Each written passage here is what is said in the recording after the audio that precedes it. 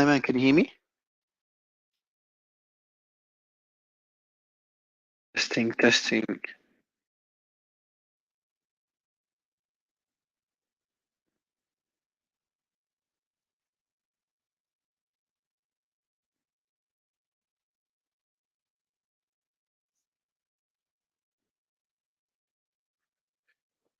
All right, hey man, can you hear me, or is it not working? All right, I don't know what's going on. Let me see if it's connected. Now let's invite some other speakers. So I don't know if it's my issue or Barbara's giving me a heads up. Jim is there as well. All right, let me send out the invites. Slayman, if you can hear me, we can't hear you, or at least I can't hear you. I'll send out the invites now. Hey everyone, let's get this warmed up. Give us a few minutes.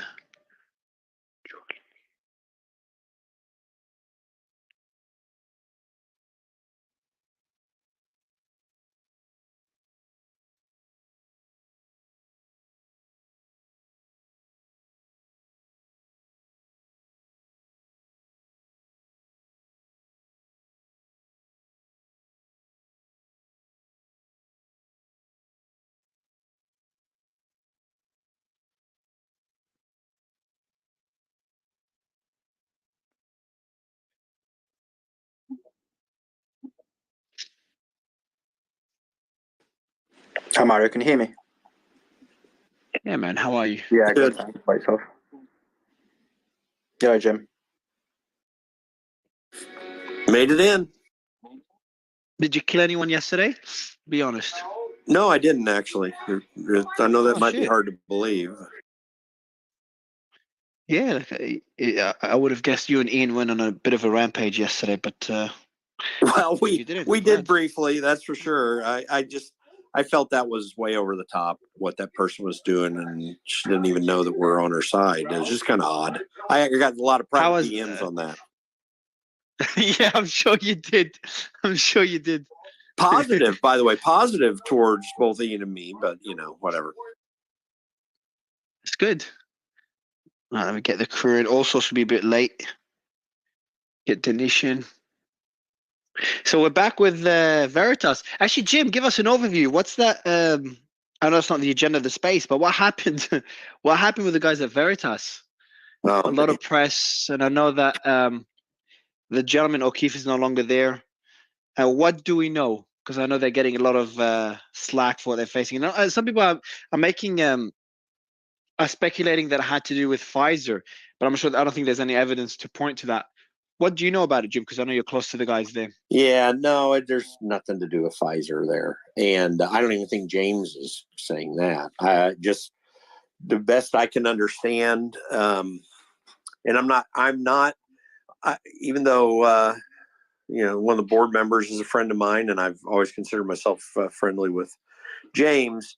I just think there was an internal situation, as has been described, and they just did not seem to be able to reach a way to, the board had their opinion on it and didn't seem to reach a way to deal with it with James, and things got out into the public, and James has been, since he made the case that they were undermining him, he just left, and I just think things got at an impasse. I haven't had a chance to talk to James, but I did talk to one of the board members, and their feeling is that just nothing could get worked out, and it's unfortunate because it's just really bad timing. I mean, it just is crazy, but everyone's intransigent, and it's just sad to see. Yeah. Their latest video is it's not at the same level as the Project Veritas video, but it's really hard to kind of hit that same level of reach with anything. Because I think what they've done with Pfizer is probably their best piece yet and their most viral piece yet. But the latest one's pretty interesting. It's a completely different topic, a topic we've covered before. And I think you can see it from the title what it's about. And we'll get Slyman to give us a bit of an overview over that. Before we go to other speakers, William, how are you doing after yesterday? I'm sure you had a lot of very positive comments and DMs after Oh, your yeah. appearance yesterday. So much love. Well, good to have you back, man. I appreciate you coming back. Amy, Jennifer, good to have you both. Thank you for joining. Thank you for having me. Thanks for inviting us. Thank you.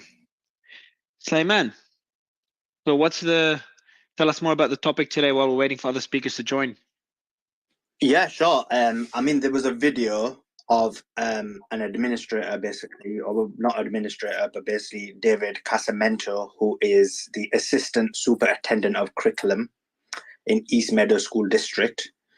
And in the video, there's a few key topic areas that were highlighted. One of which is teaching sex education in schools and LGBTQ. The second one was teaching critical race theory in schools. And in the video, they mentioned that they teach it covertly in largely Caucasian neighborhoods and overtly in other neighborhoods. And the third thing was that conservative teachers and administrators weren't being hired for being conservative. Okay, and are these revelations anything new, or did they catch you by surprise? No, I don't think they knew. I think someone vocally expressing that they're not hiring conservative teachers is highly problematic and probably is probably news. But the other things, in terms of there being a division between the right, the conservatives, and the liberals on those issues, is none. Okay, I was just speaking to Moneypenny. Do you remember Moneypenny? She's based in the UK. She's been on one of the spaces a few days ago with us. Yeah. Yeah, so we're just speaking to her, and she was comparing. Actually, since you're based in the UK, can you compare the sentiment towards those topics in the UK and how it compares to the US? Yeah, sure. So in the UK, we had this issue around itself a couple of years ago. So the UK was a bit ahead of US in terms of incorporating these ideas into the curriculum and making them law and legislation. So in the UK, we had something called RSE, which is a relationship and sex education.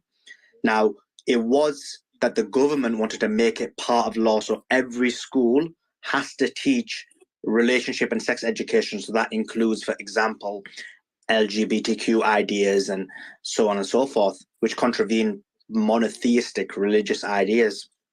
Now, in the UK, you have a scenario where the Christian community isn't as religious, and so they're not as vocal. It's very different to the United States. It's a massive difference. Like when you come to when I went to the United States, I saw the difference significantly, and then being on these spaces, you see it as well. But in the UK, the Christian community isn't as bothered about these issues, and the Jewish community weren't vocal either. So you basically only had the Muslim community who spoke about this or against this being incorporated legally into the curriculum, so that every school must teach it. Unfortunately, when it comes to the Muslim community, they didn't have the best. They didn't go about it in the best manner.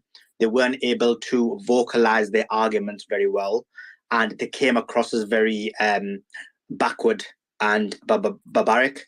And that culminated in, for example, a number of videos coming out where they were framed as being homophobic, and then Piers Morgan speaking to certain members of the Muslim community and basically framing them or positioning them as being homophobic. So they failed in the way they were trying to express it, because the way to express it is basically defeat the argument of free speech and liberalism and so on and so forth. But because of that failure, what happened was it became part of law. So now within the UK, it is law throughout the United Kingdom that you must teach, this must be part of the curriculum, and it must be taught. So I was involved in the sense of, because I was part of a school and we were trying to incorporate this into the curriculum, whilst taking into consideration monotheistic, or more specifically in this case Islamic values, to make sure that we're not basically children are not children are not parents, children are not getting forced to be taught something they don't want to. And so there was a balancing act, and then there was a curriculum developed by MS organization's name, Muslim Schools Initiative or whatever, where they created a curriculum incorporating it while still allowing Muslim values in there. And so therefore there was a bit more of a slight balancing act. So that's what happened in the UK. So yeah. Interesting. Yeah, so before we start digging into the video, my first question, and for the panelists, I think all of you have been on stage before, but if you haven't, or if you forgot how we got, I see Jennifer on the stage as well. Feel free to just jump in anytime or put your hand up as we go through the videos, as we go through the discussion.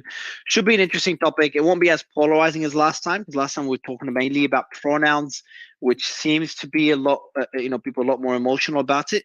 But we'll see. We'll see. I think what we educate our kids, or for anyone that has kids, what we educate kids in schools is probably the second most heated debate we've had on the topic, following the pronouns. So that should be it should be interesting. But let's kick it off with the following question. And I'm going to be asking questions from a selfish perspective as I learn more about this.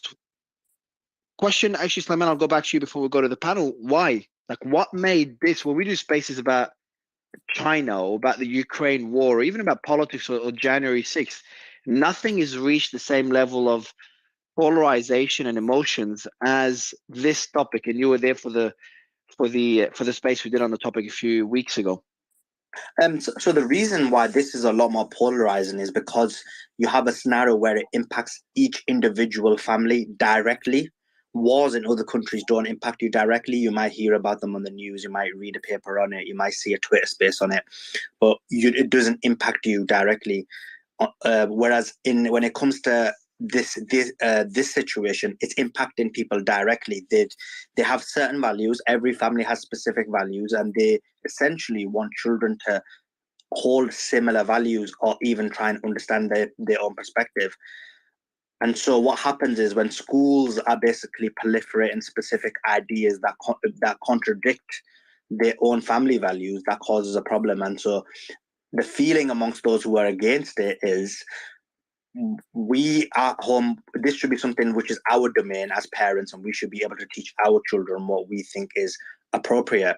Whereas they believe that schooling, the TV, Hollywood, media is proliferating a different idea and agenda, which is contravening their position. The alternative position to that is that they should be taught these ideas in school to get well-rounded individuals, so that they have all perspectives and ideas and thoughts. And maybe if they're in a family where they wouldn't learn these ideas, this is the only avenue to learn those ideas and positions. So they're the two positions, I believe. All right, I'm just messaging also, see when he's coming in. I want to go to Amy before we go to the videos, and just waiting for the for more audience members and panelists to join us. Amy, I'd love your thoughts on this, and maybe you can elaborate a bit further on the concept of sex education. Because I think sex education has existed for a long time, but I'm genuinely curious as to how it's changed and where the line is being drawn today versus what we saw a few years ago. With, what is okay to you in educating our kids, and where do you draw the line, saying, okay, these things shouldn't be shouldn't be taught to our kids? Yeah, I think that, as you say, we've had sex education in our public school system, for many, many years now. However, sex education was primarily, in a sense, very much more like animal husbandry, almost like explaining to kids how reproduction works, how their bodies function, and ultimately how babies are made. Now, obviously, this has really, this has a real reason. We have a very good reason for having this kind of sex education in the classroom, because it's practical. It makes practical sense. It keeps kids, obviously it used to be abstinence was taught. Now we then moved into a place where we were teaching about procreation tools and using contraception. And again, there's very practical reasons for having this. Now, unfortunately, sex education is sort of getting very leaky, and it's being put alongside this gender identity indoctrination. And so sex education is becoming more about literally teaching kids sex.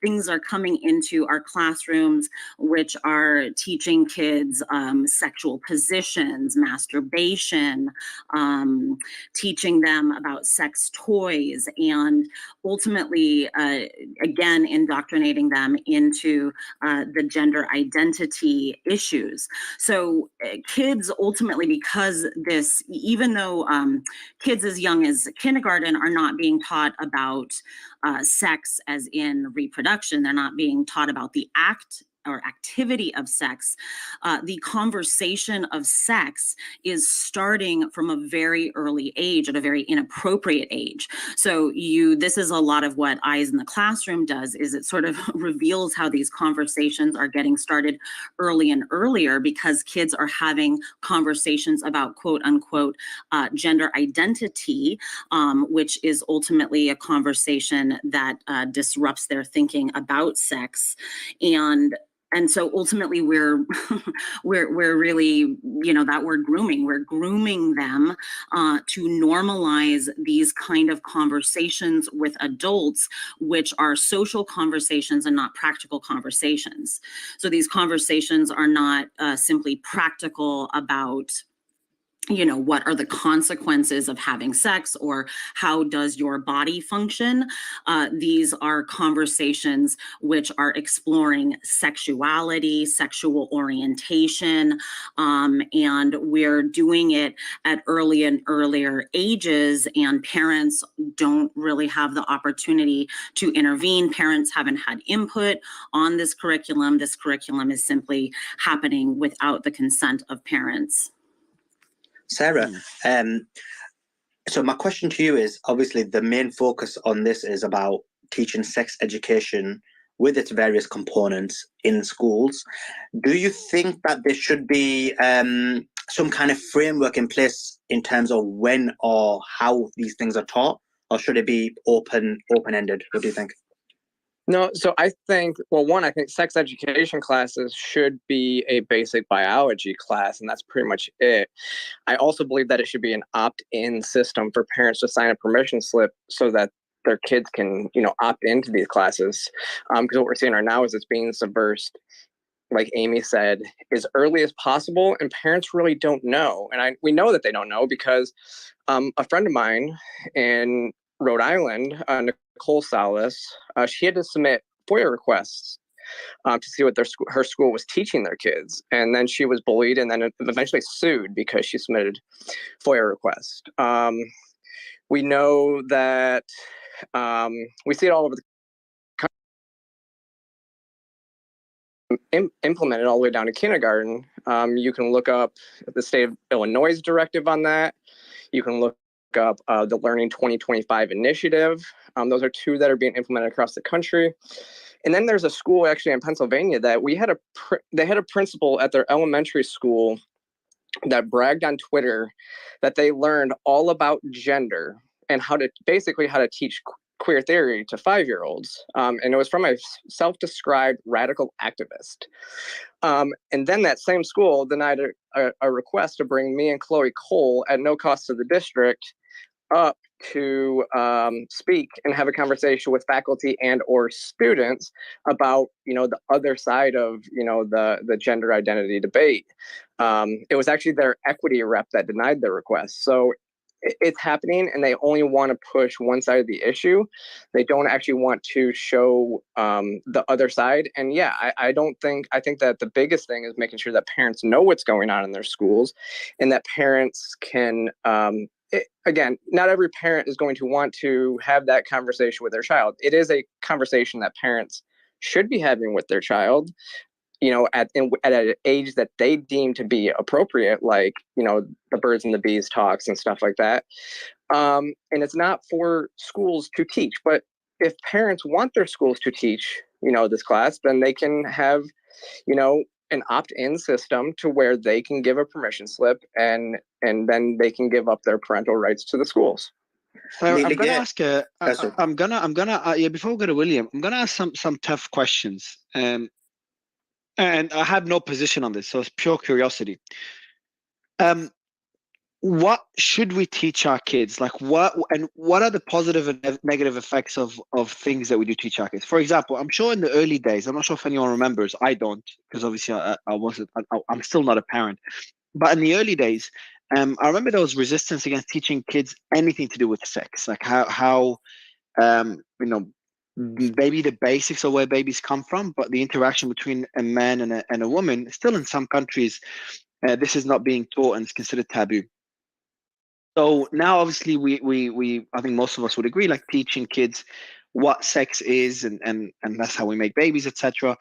Is acceptable. Now we're kind of taking it a step further, and I think, and if this is not true, someone could jump in and correct me. But Amy did mention that where you draw the line is teaching them about sexual positions, masturbation, sex toys. So like those 3 points, and I'm kind of focusing a bit on sexual education here before we start going through the Project Veritas video, which has pretty some concerning and some interesting revelations.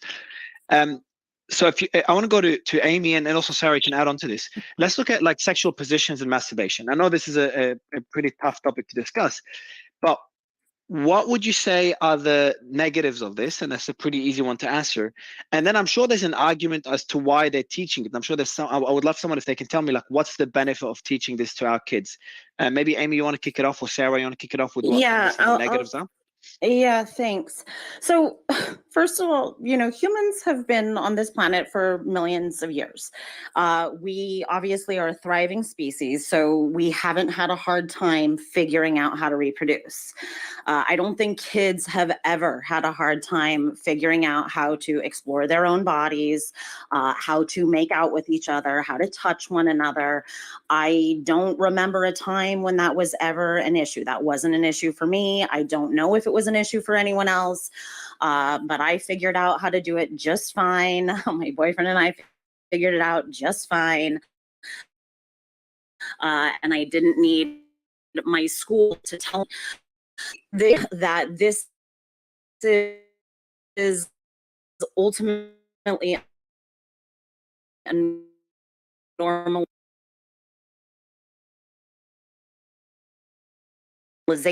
of a sexual conversation between adults and children. So the topic leaves the arena of when you have these kindergartners and they're teaching them, you can't know what a boy is, you can't know what a girl is, you can't know these things. They say, oh, teacher so and so you're a girl, and that teacher says either no I'm a boy or no I'm a they, or they accurately sex a male teacher and he says no I'm a girl or no I'm a they. So we are teaching kids that they can't accurately recognize the authority of their own bodies, that they can't trust their own eyes and ears, they can't trust their sense perceptions, and that they don't have bodily autonomy and bodily authority to accurately name the world around them. So when this sort of ideology is being put on kids from a young age, this is already a boundary violation. This already creates a confusion.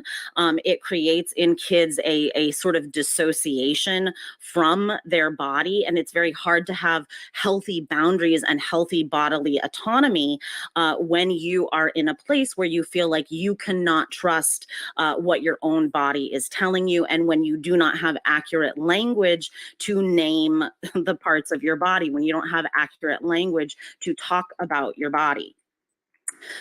So for me, this is the real problem is these normalizing conversations and creating situations. You'll hear a lot of these kind of TikTok teachers and even media figures like these Jeffrey Marsh type characters who are trying to have private conversations with kids and are trying to have secret keeping with kids. These teachers tell kids, you can tell me about this and it's a secret. I'm going to keep it a secret from your parent. So again, these are classic grooming tools: secret keeping, privacy, and these kids are ultra vulnerable because they haven't been grounded in healthy boundaries. They've been dissociated for a long period of time. So it's, to me, it seems, to me, I can't think of a reason why you would need to talk to kids about sex toys. I can't think of a reason why you would have to teach them these things. Kids find this out by themselves. And this is the thing. when we leave kids to find this out for themselves, it gives them the opportunity to explore their own bodies in their own way. So they can go based on their own timing, based on what feels right for them, and they can have this exploration of their own bodies without any adult sexual image or idea or experience put on it. You know, a lot of these images that are being taught to kids, it puts these images in their brain before they have had a chance to innocently explore their bodies by themselves. So to me, it's a violation of their innocence. Amy, can I ask you a question? Do you mind? I'm just out of curiosity. I'd love just to hear your thoughts on this. So just the idea of like, so I hear a lot of people saying that, you know, there should never be secrets between teachers and teachers from teachers and students and from parents, and I understand that, because obviously there could be malfeasance and there could be a lot of problematic behaviors there, but sometimes I would say that kids may be in a position where maybe they don't have parents that they can talk to or other adults in their lives that they can talk to. Do you think there might be some situations where they might have no one to talk to, and maybe they are struggling with some things, and that adult isn't necessarily someone who is trying to take advantage and is maybe there just to listen and to maybe guide them, but not necessarily to indoctrinate them? Do you think that is ever like a possibility, or do you think it's always like a problem when, you know, an adult is in that position? I think, you know, this is the reason why schools do employ school counselors. And when the child goes to the school counselor, the parent is usually told. I think I think it's fine for a child to go to an adult. And I have been a teacher in my life. I have 15 years teaching experience. So I know that kids come to adults with questions and concerns, but I think it's that secret keeping. The secret keeping is the problem. It's not like I would run and tell the parent every little thing a child says, but if a child says something troubling, that child needs to know, I am not, I'm not here to keep secrets with you, and it's inappropriate if I do. What would be troubling? What would be troubling in your view? Because, for example, like I can see, okay, if the kid has, one thing would be a mandatory reporter situation, right? If the kid is, you know, hurting themselves or indicates that they might want to hurt themselves. But for example, let's say that a child is struggling with feelings, maybe they're gay or something like that, right? And you know, we know that there are parents where that might be something that they're not going to accept. Now, would you think that that is something that a teacher or a counselor, guidance counselor, by the way, not all schools have that, right? Not schools have accessibility to that, or not all schools have a good one, so that somebody might feel comfortable going to. So, would that be something where you would feel like that should be disclosed to the parents always? Because maybe the situation at home is that maybe that child might be hurt, or maybe that child might be kicked out or not accepted, because there's different situations. Sometimes parents are wonderful and sometimes they're not. Sure. And I think that if I have mentally as a teacher gone into the realm of maybe this child is going to get hurt at home, that is, as you said, that's mandated reporter territory. So in this sense, I don't think it's appropriate to keep a secret. I don't think, like, for example, if a child tells me something and they tell me something and then they imply, if I share this at home, I will be hurt or I will be kicked out of my house, that is when the mandated reporter has to step in. I can't keep a secret with a child and then send them back into an unsafe environment. If I deem that environment to be unsafe, if I think, if they tell their parent they're gay, they're going to get harmed or kicked out, or if they tell their parent about an identity, they're going to get harmed or kicked out.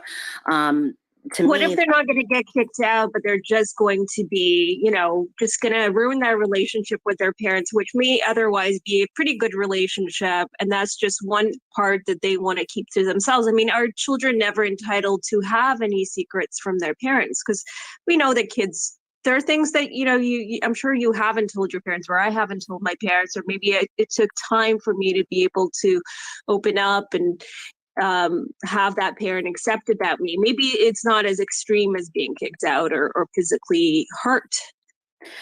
I hear what you're saying, and I can appreciate what you're saying. And of course, kids are bound to have secrets, but I think if I am creating an environment with a child where I'm telling them, you can come to me with secrets and I am a secret keeper with you, I just, I really, to me, that is a very big red flag. I would lose a lot of respect for a teacher that was telling their students, like, come to me with your secrets, I'm a secret keeper for you.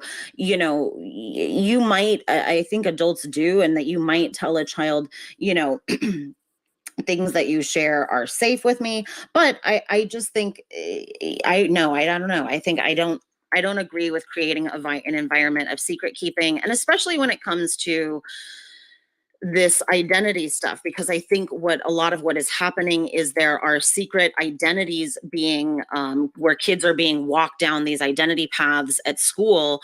The parents don't know. I think the vast majority of parents, even, when I was coming up, I had a friend who is gay, and I remember being very worried about what was happening when, if they would tell their parents, but it is very rare. It is very rare that a parent is going to kick out a child. Parents love their kids, and in this day and age, I think it is very, very rare that a parent would have, some sort of hyper negative reaction. These are very rare cases. So I really think it does more harm than good to tell a child that you are a secret keeper with them. They have their peers. They can come to you for advice, and you can have mediated conversations with parents if they want to go to their parents with this.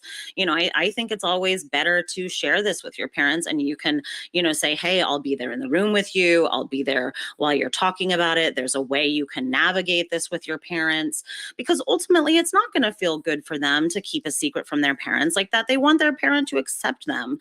And I think teachers can help them walk down that path, where they can have a moderated conversation, or they can approach things that are challenging. I mean, that's part of growth. That's part of learning. Authority is addressing things that are challenging. And I think teachers can help kids to do that.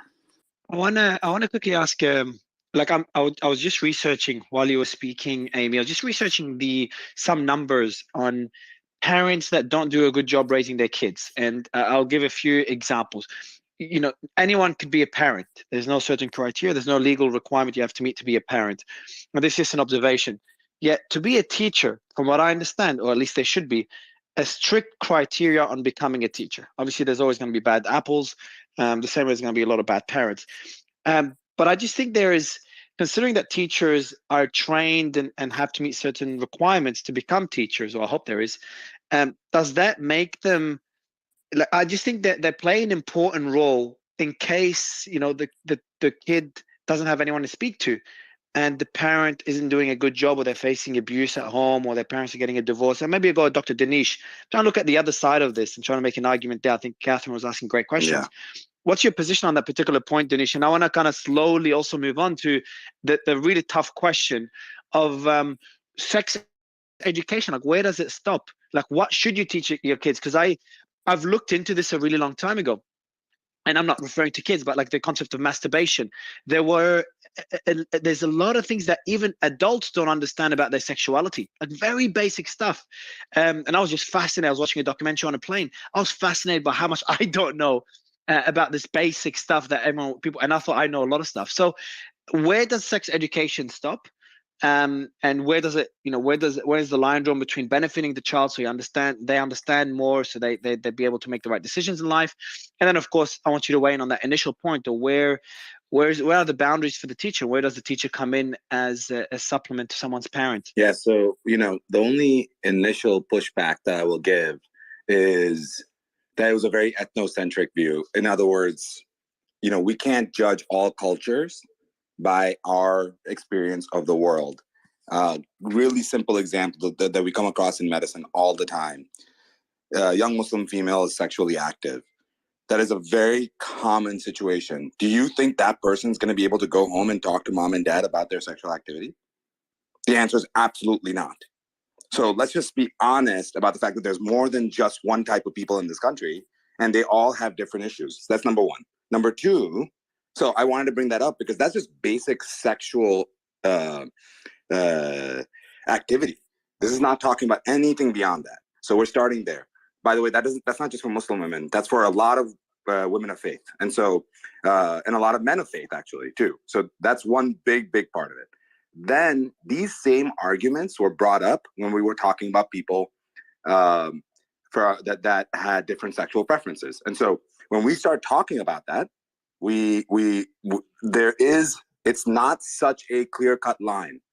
Do I think that people, and I think people know from the other spaces, I think it's absolutely inappropriate, and I think people should be fired for trying to push a sexual agenda on children. So let me put that out there. They should be fired immediately. And honestly, they should be stripped of what Mario was talking about, which is their licensure as teachers.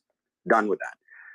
And So what do you mean? Sorry, just can you elaborate on this teaching having a sexual agenda? Can you just elaborate on what you mean by this? It's okay to be a safe space, but can you imagine going to your pediatrician and your pediatrician's like, hey, have you thought about sex with boys? Like, that's not okay. Like, that is pushing the agenda. Yeah, that's pretty far. That's pretty far. So there's clear lines, and we'll have to come up with a line because, again, as a country, we are, I don't want to say this, but we're still it's not been that long since gay marriage actually was legal in our country. So we're still grappling with some of the changes that have occurred, and we're still learning about the LGBTQ movement, and we still don't know how to actually address this. And so just saying clearly, oh, everybody's going to be accepting, I'm so sorry, that is just not true.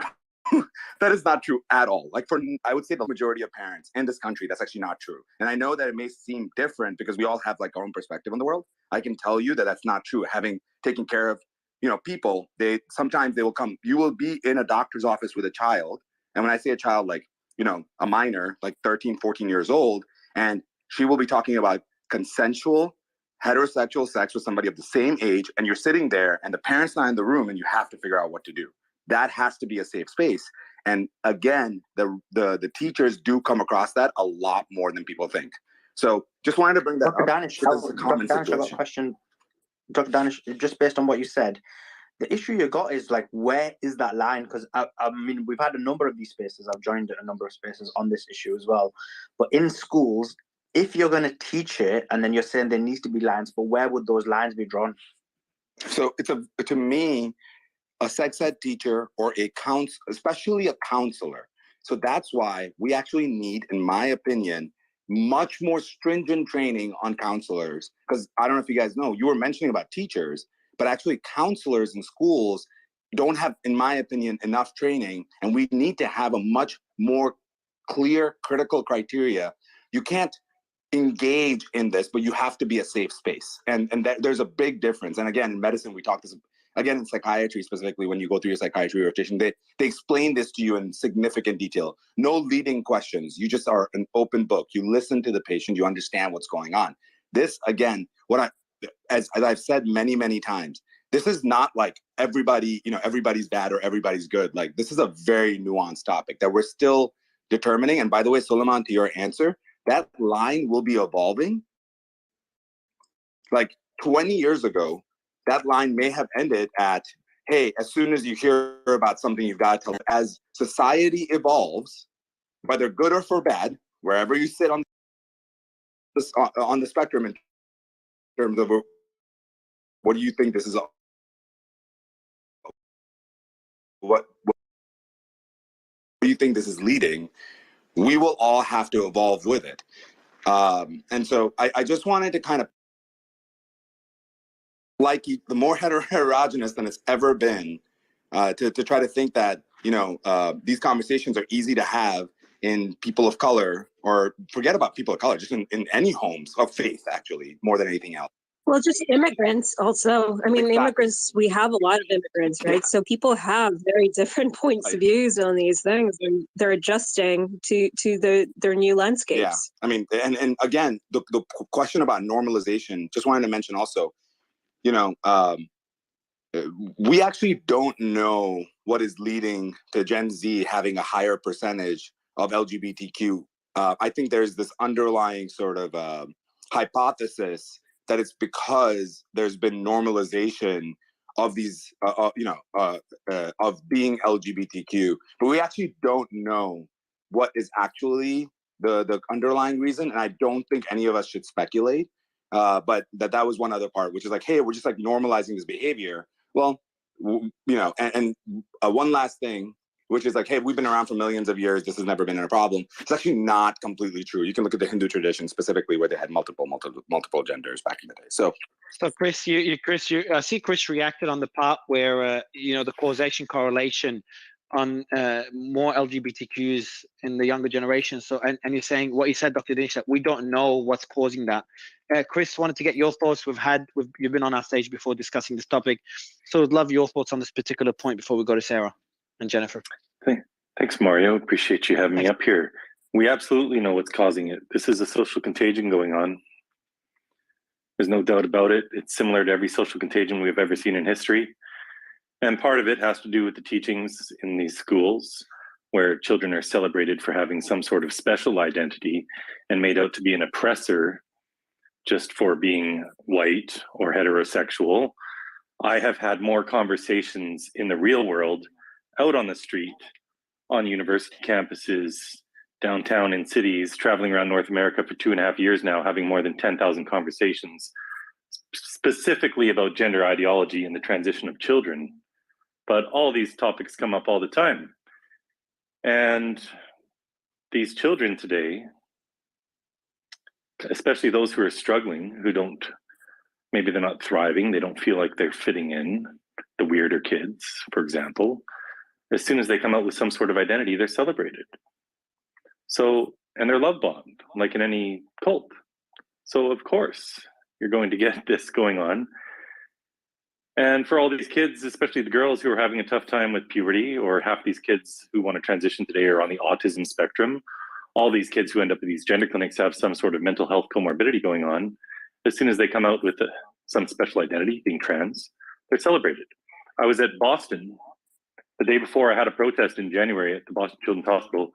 I was at the unveiling of the new Martin Luther King statue, and this young white woman was coming up to basically yell at me, and this beautiful black mama bear came to my defense, and she talked about how she has 6 kids. So she had 3 kids when she was younger, and then she had a bit of a break, and then she had 3 more kids.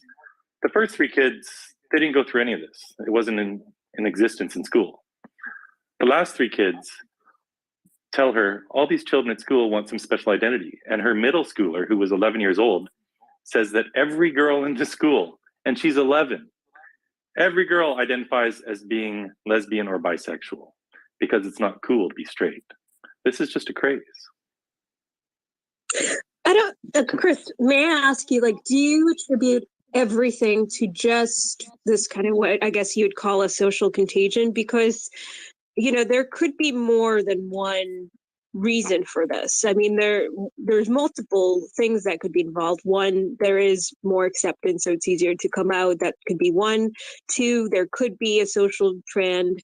3, there could be other mental things going on, or other conditions that might be kind of diagnosed as such. Because the idea of, you know, somebody just being a lesbian or just because it's cool, I mean, that just seems a little bit difficult to believe, let's say. Do you? Well, I understand what you're saying. I understand what you're saying. Yeah, is it easier to come out as whatever these days? Sure. Now, I don't want to conflate all these different things that we're talking about as one issue, because they're separate, and there are different dynamics in play. But we've had, in the last 10 years, let's say, approximately a 4,000% increase 40 times in the number of girls, not boys, girls, who say they are now trans. Historically, when we look at gender dysphoria, and gender dysphoria is a real condition. I don't really like the word gender. I would rather it be called sex dysphoria, but let's call it gender dysphoria. This is a real condition where these children have an intense loathing of their biological sex. And historically, if we go back decades, this affected boys at least twice as much as girls. But we were talking about 1 in 30, 40,000 boys. Less than half of that are for girls. And when we look at all the studies into this gender dysphoria, like the most recent one, it followed 139 boys from the age of 4 and 5 years old all the way into their 20s. 87.8% of these boys simply grew out of it, and 63.6% grew up to be gay. Beautiful. Makes a bit of sense when you think about it. These really effeminate boys, sometimes they grow up to be gay. But now in this last decade, particularly since 2015, we've seen this massive increase, 4,000% in these children, girls, identifying as trans. Have we had a 4,000% increase in kids who are gay? Of course not. That's not how humanity works. Do we have 1 or 2% of the population who are gay? Yes, we do. And I support gay rights, and people love who they love. What we're talking about today is something totally different. So you say it's hard to believe, but this is what's happening in these schools. These kids, they don't feel comfortable being heterosexual because it's not a special identity, and they get rewarded for coming out as something special. Sorry, Mario, go ahead. Chris, in terms of Sulaiman, Sulaiman, after you ask your question as well, I just love. So William react to this particular comment, especially about the 40x increase. I'd love William's thought or Denish's thoughts on that particular number, because it's an interesting metric. But go ahead, Simon. I'll let you ask your question. Yeah, it was just a quick question that basically you're quite right that there's been a 4,000% increase in terms of women becoming trans. But isn't it the case in terms of women in all forms of sexuality? So vast majority of women who are when you look at being gay, vast majority of women, I think, I can't remember now, but I'm sure it's like 80% of the community who is lesbian or gay is actually lesbian. So isn't it just women who basically have been influenced a lot more or impacted a lot more? Can I just correct? You said becoming trans and identifying as trans. They're two different things. Children at 11 or 12 say, I identify as something, do not have to demonstrably be that. Use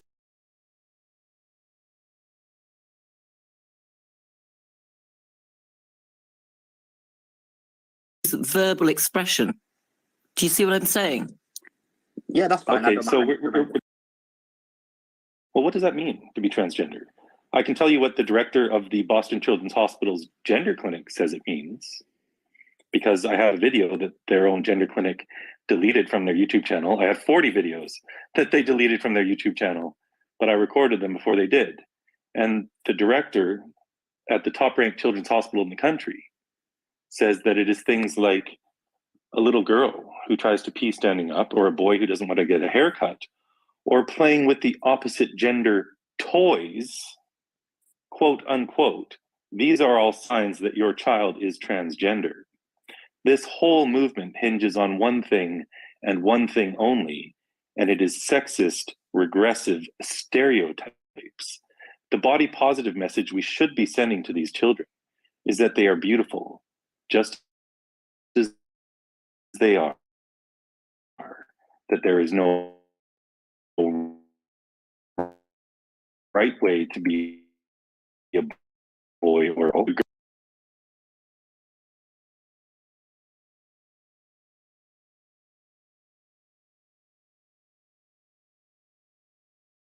Girl wants to climb trees and play in the dirt and throw around a football. Sexualities to children, because we shouldn't do that. We should just let them be kids. But my gosh, why are we telling children who don't conform to stereotypes, who aren't fitting in, that they're born in the wrong body? That's an abusive thing to tell a child. This whole idea tells kids that there's something wrong with them. But that's prompting them to tell them. Isn't the idea that you give them the free choice of what they want to be and say whatever they decide is okay? They Well, I can think do for whatever the they want purpose as an adult, but you don't get to choose if you're male or female or not. You just are. And there's no right way to be a male or a female. Now, if someone has legitimate gender dysphoria and it persists into adulthood, where the vast majority of cases it doesn't, and there are all sorts of academic studies to support this. The Academy of Medicine in France came out last year saying it's impossible to predict which of these children will grow out of it. But we know from all of these studies for real gender dysphoria that was prolonged and severe from a young age, that 80 to 90% grow out of it.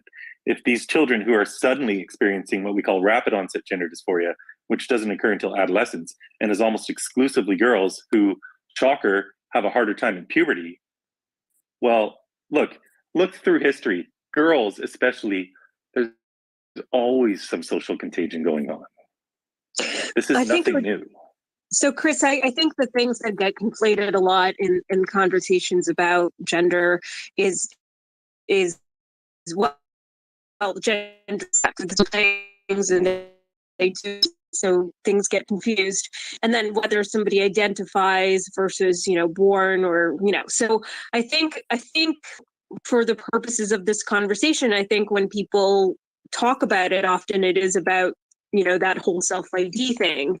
But I would love to kind of, because I did notice, like Mario, that William was disagreeing with his thumbs up, down. So I would actually love to hear some of the counter arguments that William, you might have to what Chris says. I think there's some interesting arguments that Chris has made, but would love to hear if you have points to debunk on that. Yeah, so on the point of the 4,000% increase, I commented in the original, thread about the space, an image of the history of left-handedness that I would suggest people listening maybe go and check out. But I think that this graph does a very good job at explaining why we're seeing an increase in Gen Z identifying as LGBTQ. And the 4,000% figure, I think, is very misleading. It's only a very, very, very, very small percentage of people who have historically identified as transgender. So you're comparing extremely small numbers. So a 4,000% increase might sound like a lot, but if you look at it as a percentage of the population, it's really not that much. What's the what's the 300,000 children last year?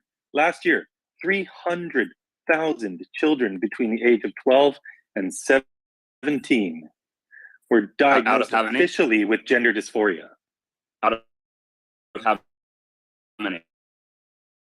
In the United States.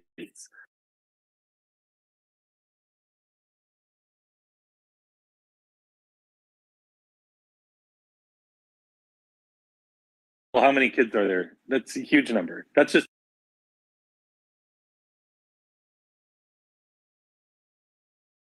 so that's children under the age of 18, is that correct?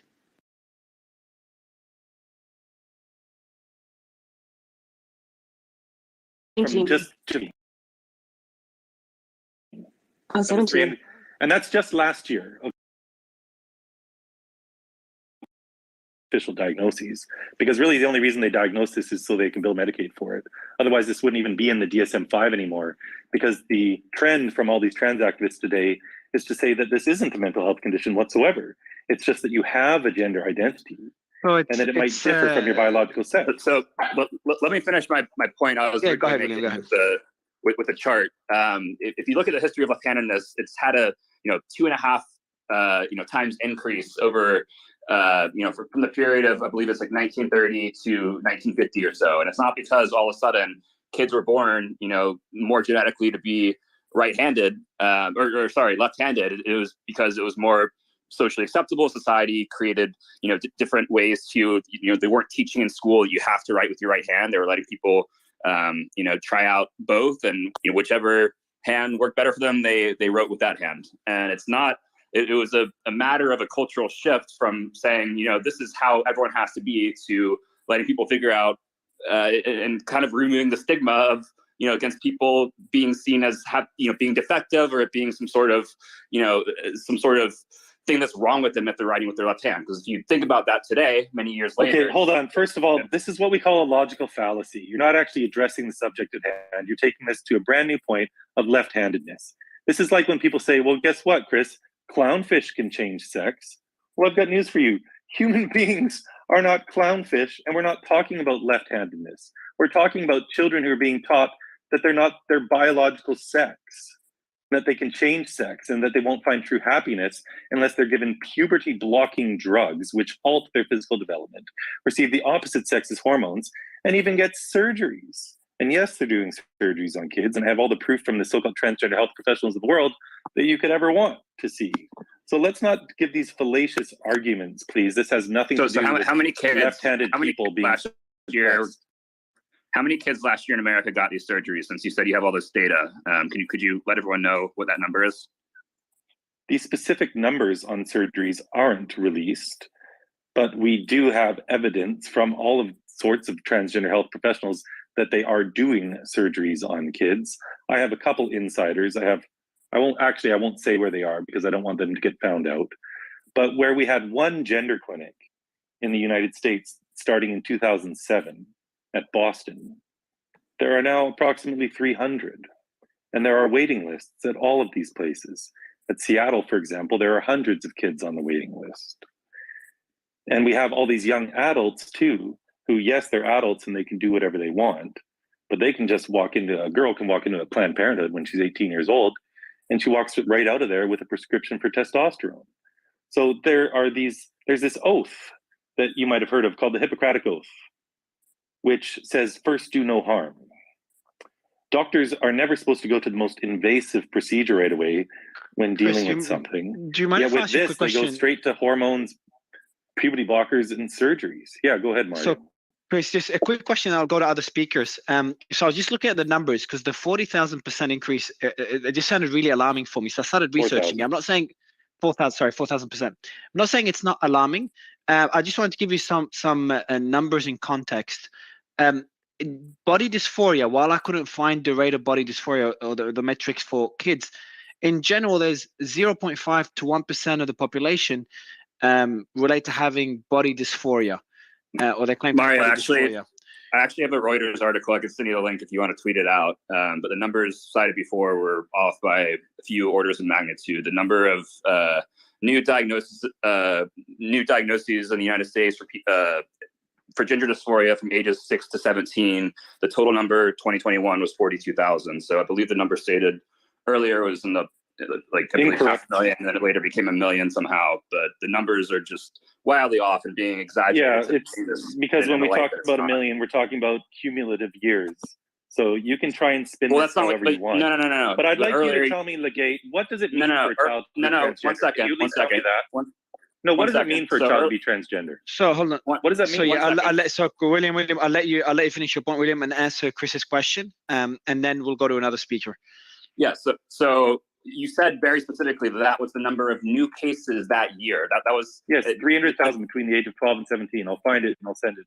I'll put it up in the net. Okay, well then you got to get that info to Reuters because that's completely wildly off. I'll let you guys. So dependable. Yeah, I'll let you. We'll get both links. Chris, over whatever you like here, Legate. The facts are there's an absolute explosion. They did a survey of all the high schools in Pittsburgh. 10% of the kids said they're transgender or non-binary. There are 300 gender clinics where there used to be one. There used to be none because this wasn't an issue. So you can nitpick over what numbers you want. You can find different articles with different figures all day long. That's not the point. The point is that our children are being taught that they have a gender identity that might differ from their biological sex. And they're also taught that just because they don't conform to stereotypes, that they won't find true happiness unless they medically transition. This is a regressive, sexist, ludicrous thing to be teaching a child because they are beautiful just as they are. So tell me, Legate, one question. What does it mean for a to be transgender? And is there maybe to kind of elaborate on this question? I can answer that question if you want. But William, you go first. Yeah, I mean, unlike a few people in the space, I don't really have a super, what I would say is a well informed opinions. I'm not gonna.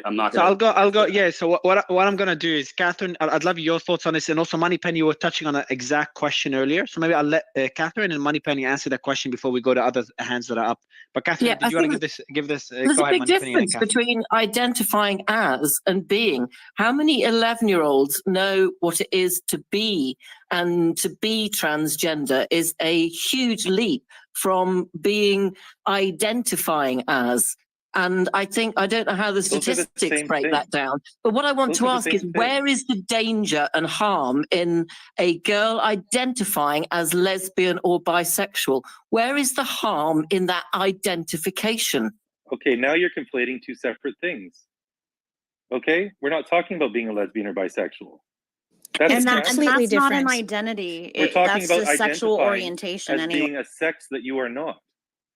Well, So, okay, Moneypenny, what does it mean? identifying or What does being it as mean to transgender, there's a massive So what does it difference. mean? No, they're not. Identifying and being is the same thing, because this isn't a biological condition. The whole thing is based on Well, identity. we've said it's So a what does trend. We've said it's so a Moneypenny, style thing. answer me this. What does it mean to identify as transgender? Why would a child Well, identify if I as transgender? What ask does it my mean? 12-year-old niece or nephew why their friend identifies as transgender, their response would probably be, well, he believes that he should have been born a girl and that he's hoping to have surgery when he's older. That is an answer that I would expect to get from them. Okay, now, that so doesn't let's mean break that he is down, because that's not transgender. an answer. What does it mean? What do you mean it's not an answer? It's an 11-year-old You could please answering. stop cutting me off. That would be wonderful. What does it mean to feel like a girl? Well, I do not know, because I do not have that extreme of gender identity myself, although Correct. I am bisexual, and I will openly say that.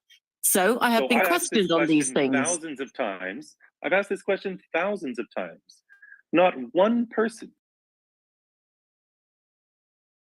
What it means to be transgender. Do you know why?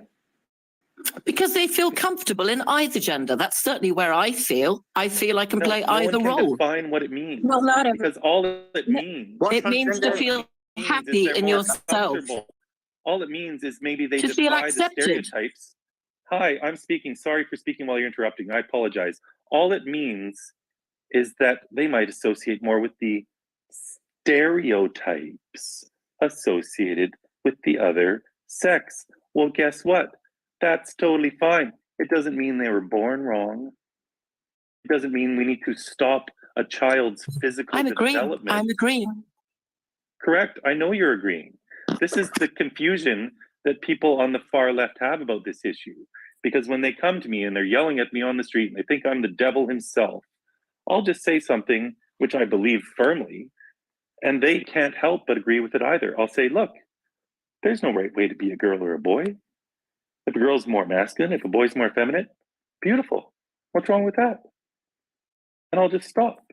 And they have no response, because they know inherently that that is true. But they have this blind spot where they don't see that we are pushing stereotypes to such a degree that just because a child defies them, that must mean they're trans and they won't find true happiness. Gender identity, Chris, what does it mean? No, that's where I disagree, because I think there is a dramatization to that, which I do not agree is something that necessarily reflects what is actually happening on the ground, which is where an 11 or 12-year-old child can identify or say verbally or tell their friend or even their parent that they identify as, because they feel comfortable being another gender. They want to be accepted and loved and happy and healthy, even having that belief and having an open mind to having surgery if they feel that is what they want at a later stage. It does not mean that that changes their body and their genetics at the time they identify and say that. Can a child identify as an elephant? A child could say anything. You have a president who identifies as having an imaginary friend he shakes hands with. Now, that doesn't seem normal, but it still happens. Wonderful effort to, again, sidetrack this conversation. Can a child identify as an elephant? And if not, why not? Well, I think mine is more appropriate than talking about elephants, to be honest. Why is yours? Why? You've got a president who actually has an imaginary friend. How can a My male brother used to identify as a female? fire truck, so I'll throw that in there. So it does seem like kids can identify as kind of whatever they want. And would your nephew actually be a fire truck? No, but I mean, they're kids. So I want to go to a definition. I have if you don't mind, Chris. So just going to go to a quick definition, and I want to get Maze's thoughts on this before we go to other hands. Chris, you are asking for a definition of what it means to be transgender. I'll just read out a definition online, and obviously some would agree, some would disagree with that definition. Being transgender means that an individual's gender identity does not align with the sex they were assigned at birth. Gender identity refers to a person's internal sense of their own gender, which may be male, female, or a combination of both, or neither. Sex, on the other hand, is typically assigned at birth based on physical characteristics such as genitalia and chromosomes. Maze, I know your stance on this, so I think Chris would agree with your stance. There's one problem with that definition, though. Well, hold It's a on. circular definition because it says transgender is you have a gender identity. Well, what's a gender identity? Well, actually, Chris, because I didn't get a chance to speak to that, but one thing that you said earlier is that you'd rather have the sex be sort of the definition. And I think in legitimate cases of gender, I always get this wrong, dysmorphia, but I'm saying it wrong. Dysphoria. I always mix the two up and I can never get it right. But anyways, dysphoria. Essentially, because gender identity to me is what you're talking about, where it's like putting on, a dress or makeup, which, anybody can do that, whether you're male or female. It's how you behave, right? And that has nothing to do with your sex. And I think in people who really are trans, it is more about them feeling like they are physically in the wrong body, which I think has to do far more with sex. Now, that doesn't make them that other sex because they're born a certain way. So they're still going to be trans because they're going to have to make certain changes and they're never going to be able to completely transition, let's say, into a different form because something is always going to be different. But I think that is distinctly different from somebody just sort of appropriating, or just putting on, makeup or putting or growing a beard or hands. It's a feeling of that is what this comes down to. If you look at the most used resource in the world, it's this cute little picture of a gingerbread man, which is called the genderbread person.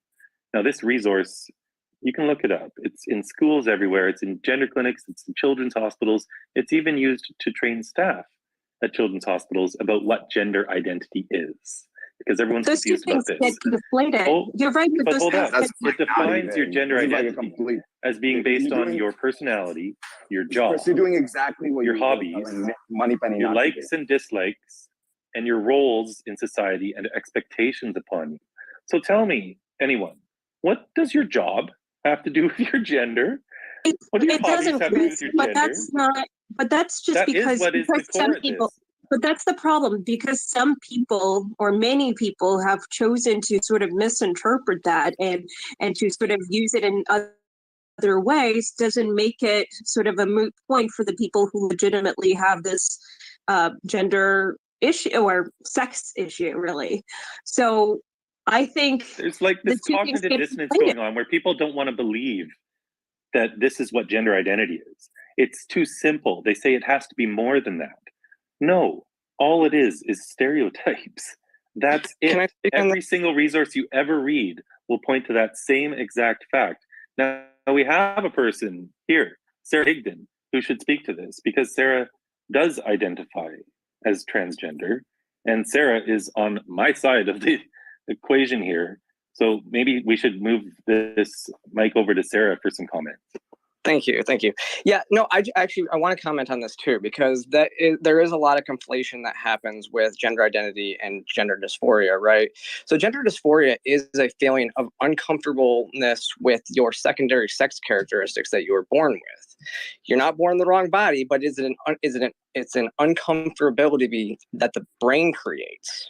And yes, kids can't understand what that actually means. Most grow out of it because it gets conflated with stereotypes most of the time.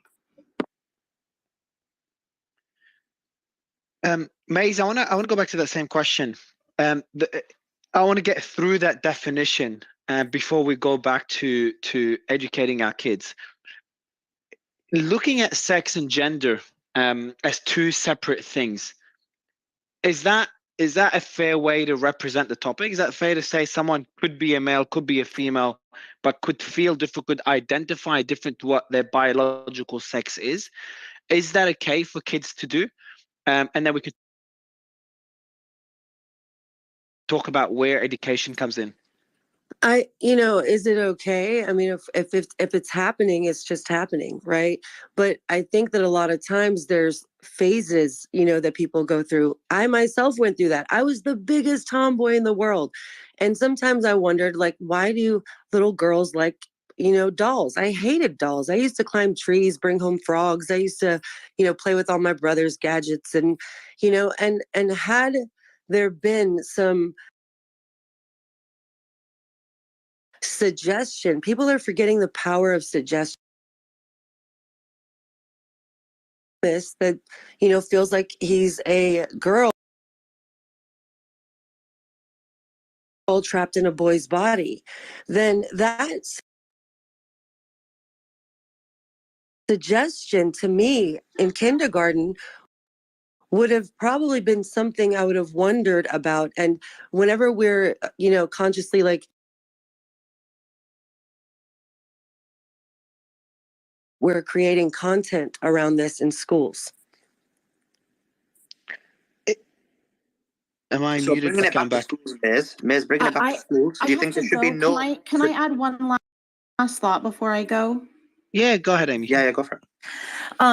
So I want to add two little things. And one, I want to say that this is not, we have to not look at this as if it is something that has organically grown from a marginalized class like the women's rights movement or the gay rights movement. This is not an organic uprising of a minority. This is a top-down organized agenda. That's why we see the proliferation of this so massively. So this is big banks, big media, big tech, big pharma, all colluding with Hollywood and publicity and the media to tell a singular story. You notice that the narrative told in the left-wing media, there is a single narrative. There's not room for multiple narratives because this is a very controlled narrative. And I want to observe that Alex Aaron reported on this of the gender mapper, where there is collision between big tech, big pharma, and getting into the school system. So in 2014, the CEO of Tumblr David Karp got himself on the board of Planned Parenthood. So why is big tech getting involved with Planned Parenthood? Well, Tumblr is the site where a lot of these kids are getting groomed and indoctrinated into this ideology. So he teamed up with Planned Parenthood on this issue, and then they teamed together with GLSEN, GLSEN, to get into the school system. So they specifically got their curriculum into the system. Now, Planned Parenthood used to be a #1 provider of women's health. Now it is the #1 provider of quote unquote gender affirming medicine. So puberty blockers, wrong sex hormones and whatnot. Now they have curriculum in the school and they are indoctrinating kids, as I said, as young as kindergarten. So this curriculum is teaching kids how to think about this. They are basically creating patients and then they are providing a solution. Forbes magazine reported on this. They reported that there is $20 billion in trans tech surgeries alone. So this is a market that is larger than all of Hollywood. This is a massively growing market. The title of their article is "Why Aren't More People Investing in This?" Out Leadership, on their website of Out Leadership, they say that the global market for LGBT in general is a $5.2 trillion market.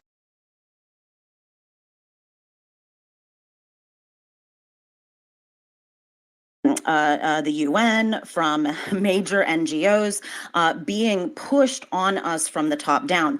And then just to the topic of the transgender question, the trans kids, you know, we need to make sure that kids understand their bodies, because there is no, as Chris said, there's no right or wrong way to live in your body. And the only feeling, I want to really make this clear, the only feeling associated specifically with our bodies are physical sensations. All other quote unquote feelings are just emotions, and any human can have any emotion.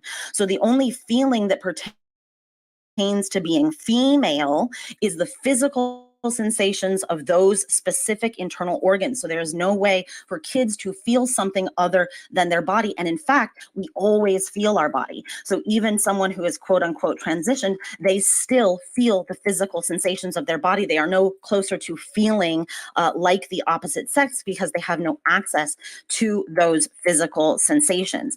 Any emotions that they are having are human emotions. And as Chris said, this is a do no harm issue.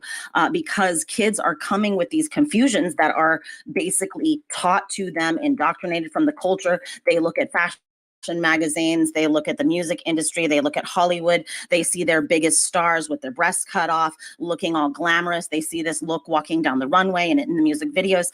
This is Bernays level. If you guys know Bernays and Big Tobacco and his campaign, this is Bernays level cultural indoctrination. So this is coming at all of us in a very massive way. This is, it's not like the organically growing women's rights movement that was little and then it gained some traction and then it fought for, 100 years and finally we got the vote. It's not like the gay rights movement where they sort of organically grew and they came up. These are all being forced teamed. So this issue is being forced teamed with gay rights. It's being forced teamed with feminism. There's all kinds of forced teaming going on, and there's all kinds of social engineering going on. I wish I could stay to discuss this more, and I thank you for the space. And I hope that, thank you, Chris. I hope you'll let Jennifer speak, because she's a parent and she has a really important story to tell. And I'm sorry I can't stay to hear it. And I also hope you'll let Tanya Marshall speak, because her expertise in child early development is so essential. And I appreciate the space, and I thank you all. Yeah, thanks, Amy, for that. Yeah, we're going to give everybody a chance to speak. Scott, thanks for joining us. Just want to jump off on what Amy said. So there is this notion or idea that there is an alliance between Hollywood, the music industry, and big government to proliferate certain ideas. Do you think that there is this agenda to proliferate LGBTQ values into society? Was that to me, that question? Yes, it was, Scott, yes. Oh, well, I don't think it's an agenda. So here's my frame on it. If anybody's familiar with the famous McMartin preschool case, that was a case, I forget, maybe the 80s, in which the people running the school were accused of having satanic rituals in the basement. And all the kids had similar stories of horrible abuses that happened in the basement, some kind of satanic thing. Turns out they didn't have a basement, and people who understood hypnosis would watch the videos of the police questioning the kids, and you can just instantly hypnotize a kid into believing they were abused by Satanists as easily as you can convince them accidentally. And that's what the police did. They did it accidentally by the nature of their questions. They were leading and suggestive questions instead of just letting them talk. So that was something that police learned, that if you talk to people in a certain way, that you will be completely unaware that you'd hypnotize them, because kids have such a weak, let's say, boundary between imagination and reality. So that almost certainly is responsible for some percentage of what seems to be a growth in that category, and certainly the kids. So if you've got teachers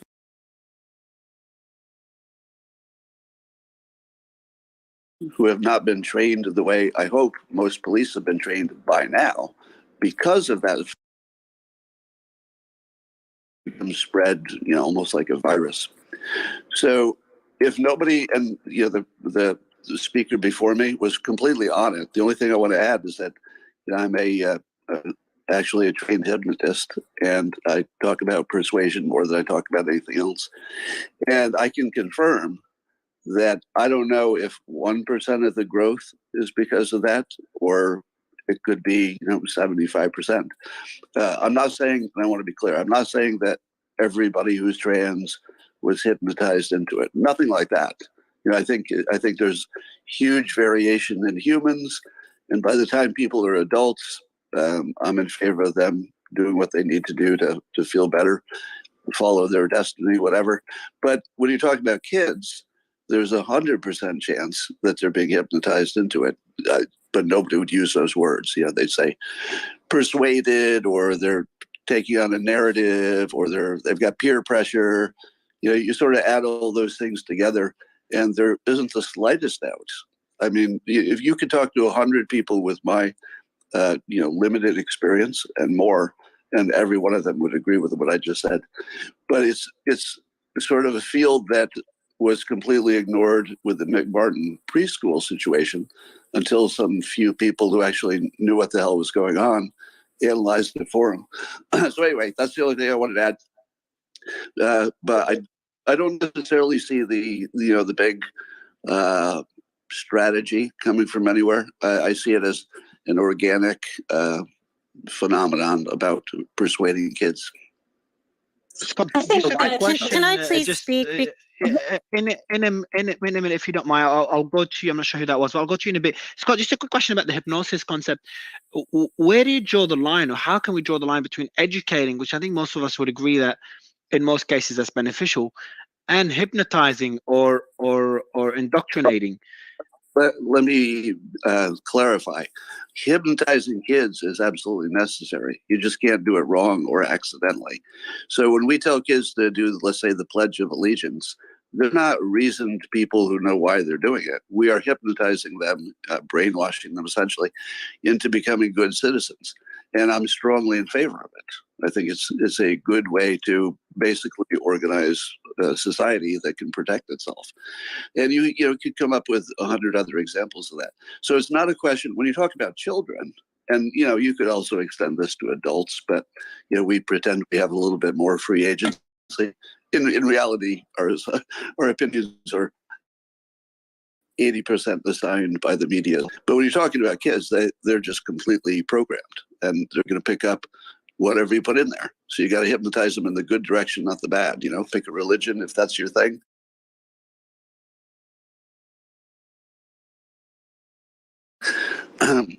Pick a set of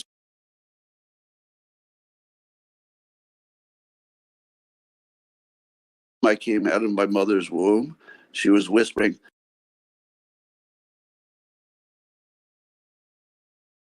"You're going to college." Nobody's going to college in this family except some distant aunt, I guess. But you're going to college.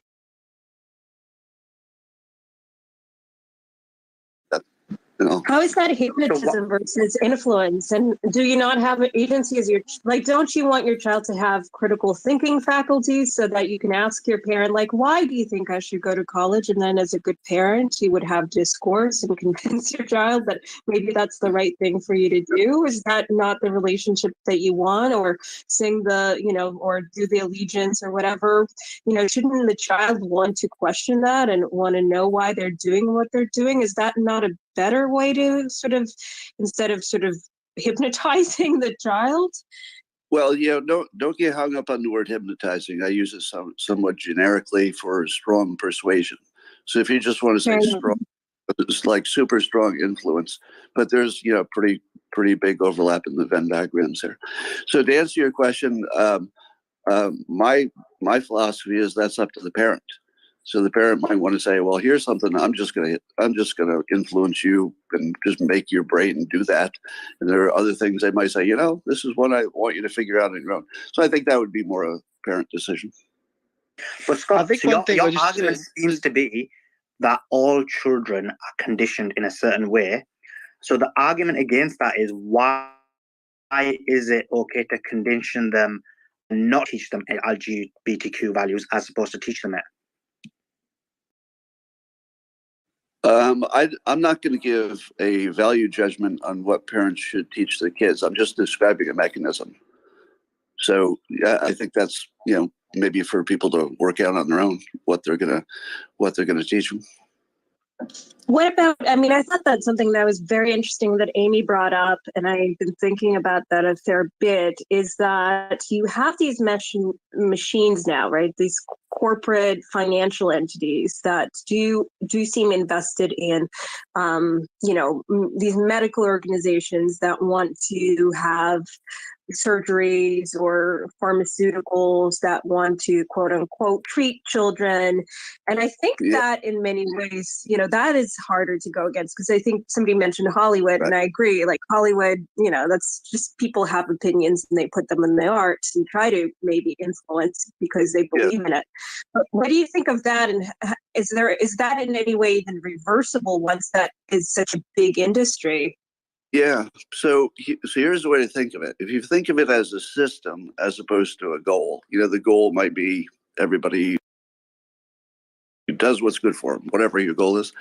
But the systems that we're continuously using in the United States are systems that guarantee bad behavior. So Russell Brand says this better, right? So we monetize going to war. It's profitable for the wrong people. Monetize pandemics. Do you think we're going to get another one? We monetized it. How about racial division?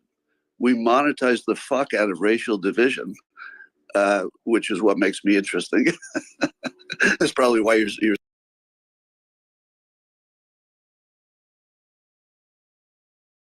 still listening to me. But of course, we have absolutely monetized.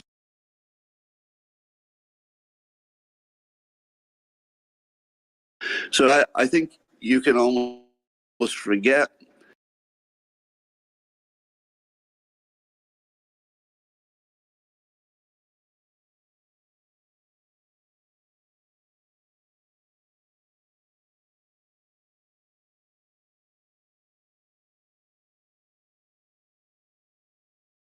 monetizing the worst behaviors, but we don't one worse than the the other. monetization is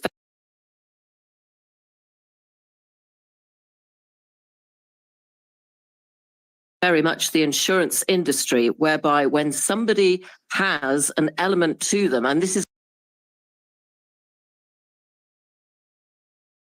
close to genetic testing, you know, if you have a certain type of difference to key non-normal factors, and I'm sure these types of gender dysphorias, behavioral issues, whatever category you want to put them in, they will add premium to the insurance industry, which is then underwritten and then is going to be creating extra revenue for that industry. That However, argument falls apart, from the point of view, can I just finish this because it is important? From the point of view of the government that is providing a benefit structure, a 401k, or underwriting the day-to-day living standards of a person who has extra needs, let's say, that becomes more prohibitive, more expensive, and therefore would be dissuaded. So there is a balance in it. Yeah, that argument to me falls apart. One thing. It falls apart. What Scott was saying, money penny. And I'm very happy someone brought that up instead of saying it's the government or the ruling class that's creating this. Typically, these things happen because of money. But it falls apart here because the people who are investing in this don't have an economic benefit from people transitioning. And that's where it falls apart for me. So people are saying... Are you not aware of the money that surgeons are making on this? That who are making? Are you not aware of the money that pharmaceutical companies are making? I'm not puberty blockers. I'm not saying that, but people. One puberty blocker implant Bill, a lot of for times, year a lot of costs about times, people, $45,000 a lot of times, people. Hold on. I was speaking. You said there's You no interrupted financial- me. You don't like to be interrupted. Puberty blockers cost $45,000. Bill, you don't like to be Let Joe interrupted, finish. correct? So let me just finish and then. sorry, yeah, and then Chris, reply. And Mario, I'd I'll like give to you a respond chance to this ridiculousness. So go ahead, Joe. Yeah, sure. Yeah, when when a lot of people here point out Bill Gates is funding this and tech companies are funding that. What do tech companies gain from exactly what you're talking about?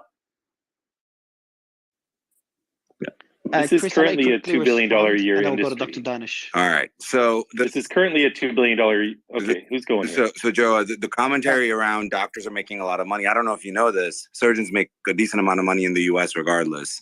But there's not like a significant additional value proposition for them. The one that's the surgeons that are doing breast reductions, we're doing breast augmentations. It's not super complicated. So just wanted to kind of push back that, trying to make it into a medical industrial complex. We have a lot of issues in medicine. We have a lot of issues with pharma. We have a lot of issues in many, many different respects. But to try to make this into I think the commentary, that Scott was making earlier around the system itself is doing exactly as it was intended, I think is a more appropriate thing than trying to demonize specific doctors. I mean, that's kind of ridiculous. And then hold on. Yeah, I agree. Doctors can make money in all sorts of ways. Exactly. Hold on. I'll let so Scott, I'll let you respond to that particular point before going back to Chris. Yeah. So I've got a background in economics and stuff. So when I say something's monetized, I'm not talking in the limited sense of the pharmaceutical industrial complex that may or may not be helping or part of the problem. But I see everything from the media getting clicks, and then that basically is hypnotizing the masses because they mostly get their opinion of what is good behavior from TV. So once the people learn it's bad behavior to say don't do this, and it's good behavior to say yes, let's do more of it, they're sort of under the yoke of the media and social media, telling them what they can and cannot say, because we don't have the full freedom to express ourselves without consequences. Scott, one question on that. But doesn't the argument isn't it slightly falling down now? Because if you look at it, what one would describe as woke ideas are being proliferated in Hollywood, and those movies or TV shows are not doing as well. So if it was just about clicks or monetizing, and that was the sole basis that by putting these ideas in there, they're making more money, then the correlation should be that those movies are doing better, and hence why they've got them. But in the reality, what we're seeing is leftist ideas when they put into movies aren't doing as well at the moment, and Disney's an example of that. Well, but also Hollywood has a long history of trying to get that Academy Award by making god-awful movies that appeal to some interest group. So it's actually fairly common for them just to make shitty movies that will make their friends slap them on the back and say, good job on that. So as long as they get paid, they probably, if you're a director or something, you don't necessarily have a percentage of the film, do you? But you can make a terrible movie that does well, but to make a movie that financially is failing in the box office, that it does not defeat the point you're making. Is my question. No, I think that we're actually bumping into I hate to use the jump the shark moment, but I think a lot of people are realizing that following this crowd isn't working, and that's the most notable example. The failure of the big, movies and TV shows should be the call that says, there's a limited there's a limited amount this slippery slope can slip, and you just found out there's an economic brick wall. So I think hold on. It's naive to say that money isn't involved. There's one surgeon alone who has 1,000 surgeries. That's $20 million. Now, I do agree, yes, they could be doing other things in medicine. And there are true believers in this pseudo-religious movement, or this cult as I call it, who honestly believe that there's such a thing as being born in the wrong body, even though no one can define what that means. But this conversation, I have one really important point, and then I'll stop talking. I just put up in the Nest a very important article that anyone who wants to have an intelligent conversation about this needs to read. This is from a whistleblower. Her name's Jamie Reed. She describes herself as being politically to the left of Bernie Sanders. She calls herself a queer woman. She's made this article, and I'll put the affidavit that she submitted to the Attorney General of Missouri in the Nest as well. You will see who these children are that are showing up at these gender clinics. These aren't children who are thriving. These are children who all have some mental health comorbidities going on. Half of these children are on the autism spectrum. These children have eating disorders. They're cutting. They have terrible home lives. They're in foster care. They're all Chris, kids who are struggling mightily. They're coming directly from the Chris, they're sorry, coming how many of directly these? from the psychiatric unit in the hospital into the gender clinic. There was a boy who was sexually abusing dogs, and they just gave him puberty blockers straight away. She wondered to herself if they were doing this just to chemically castrate the child, because these drugs have been used to chemically castrate pedophiles. Chris, That's what these drugs are. Yeah. Chris, Chris, if you could answer the question, how many of these surgeries are happening? So how many are happening per year? We don't have the exact numbers because these hospitals don't release them. Okay. We can reliably say that tens of thousands of children are being given puberty blockers. The number for cross-sex hormones is higher because a lot of these kids start transitioning when they've pretty much already gone through puberty. So a lot of these girls, they've gone through puberty and they're just going on testosterone when they're 15 or 16, and they're not receiving the puberty blocking drugs. But these puberty blockers are given to children at what's called Tanner stage 2 of puberty, which is the very onset of puberty. For girls, this is when their breast buds have started to form. They haven't even had their period yet. And what child who is 9 or 10 years old can possibly understand what they're signing up for? And whereas we know statistically that 80 to 90% of these kids grow out of it, when you start them on this medical pathway, you're locking them in. And instead of letting them grow up where most would grow out of it, they go on to the next phase, which is the opposite sex hormones, 98% of the time. These drugs and hormones combined are sterilizing children. So, Doctor, just everyone, hold on. Just Dr. Danish, I want to go to you briefly on this point, and then I do want to give Kelly and Jennifer the chance to speak. They've been waiting for a while. But Dr. Danish, on this particular point that Chris mentioned and the discussion we had with Scott earlier, like my question is,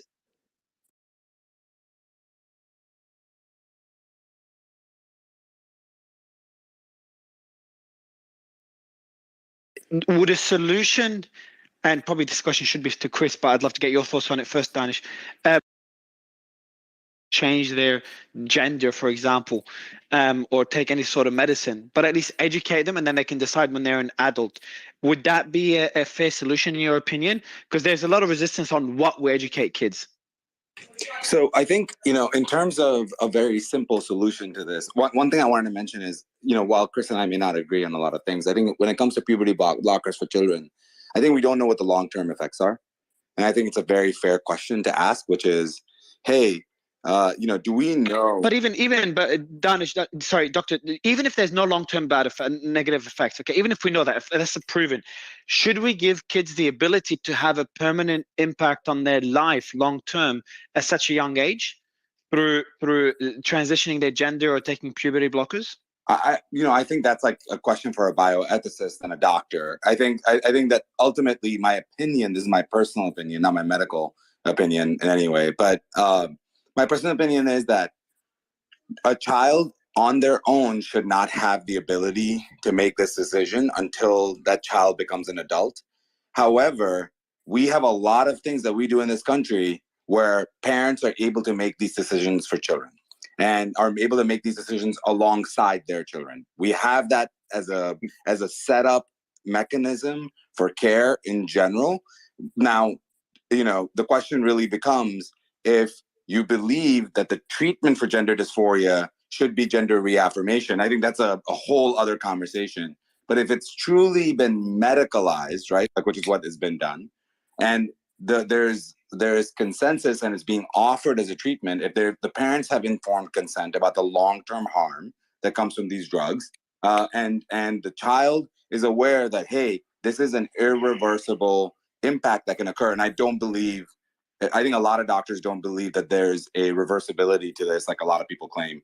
It's very, very well established that there are long-term issues of blocking puberty. Well, there's a lot of early data that's concerning. And so just kind of taking a step back to answer your question very directly, I think as long as the parents and the child are aware, in the framework that we have in healthcare today, they should be able to get the gender reaffirming treatment that they desire. I just, for me personally, I just don't think that I don't think people are actually doing informed consent. That's the biggest issue right now. And before we jump in, Chris, I do. So just quickly, Catherine, I'll let you jump in. Just trying to tell the audience what we're going to do now. We're going to give other speakers a chance to give us their thoughts, and then we're going to play the clips of what Project Veritas, the videos they leaked, similar to the Pfizer videos a while ago on this topic. So we'll do that in a bit. But yeah, Catherine, go ahead, and then we'll go to Kelly, Jennifer, and Sarah. Yeah, so this is my question, and I think for Dr. Danish. Dr. Danish, trust me, he's going to kill me one day. I was trying so hard to get it, and then I'm so bad with. I have some weird issues around pronunciations, but anyways, here's what I grapple with myself. So I see the concerns that people like Chris have, I think very valid, and we can see that they're valid because we have a lot of detransitioners or a lot of people who, I think the number he cited is 93% of people who no longer are identify as trans past a certain age. So however, we still have that 7% or so that do, and having that condition can be very painful, very difficult to deal with, and need some kind of care.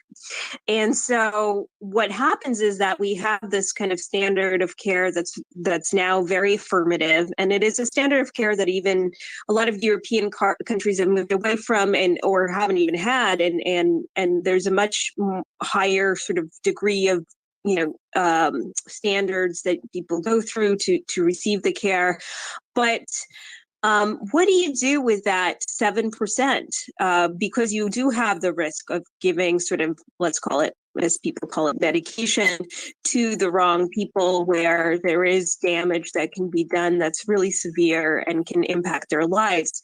So what is sort of the solution moving forward to treat the people who do need it? I think it's very clear to me. The answer is we should not, right now, all the medical societies, I think, are working off of poor data and making recommendations based on those.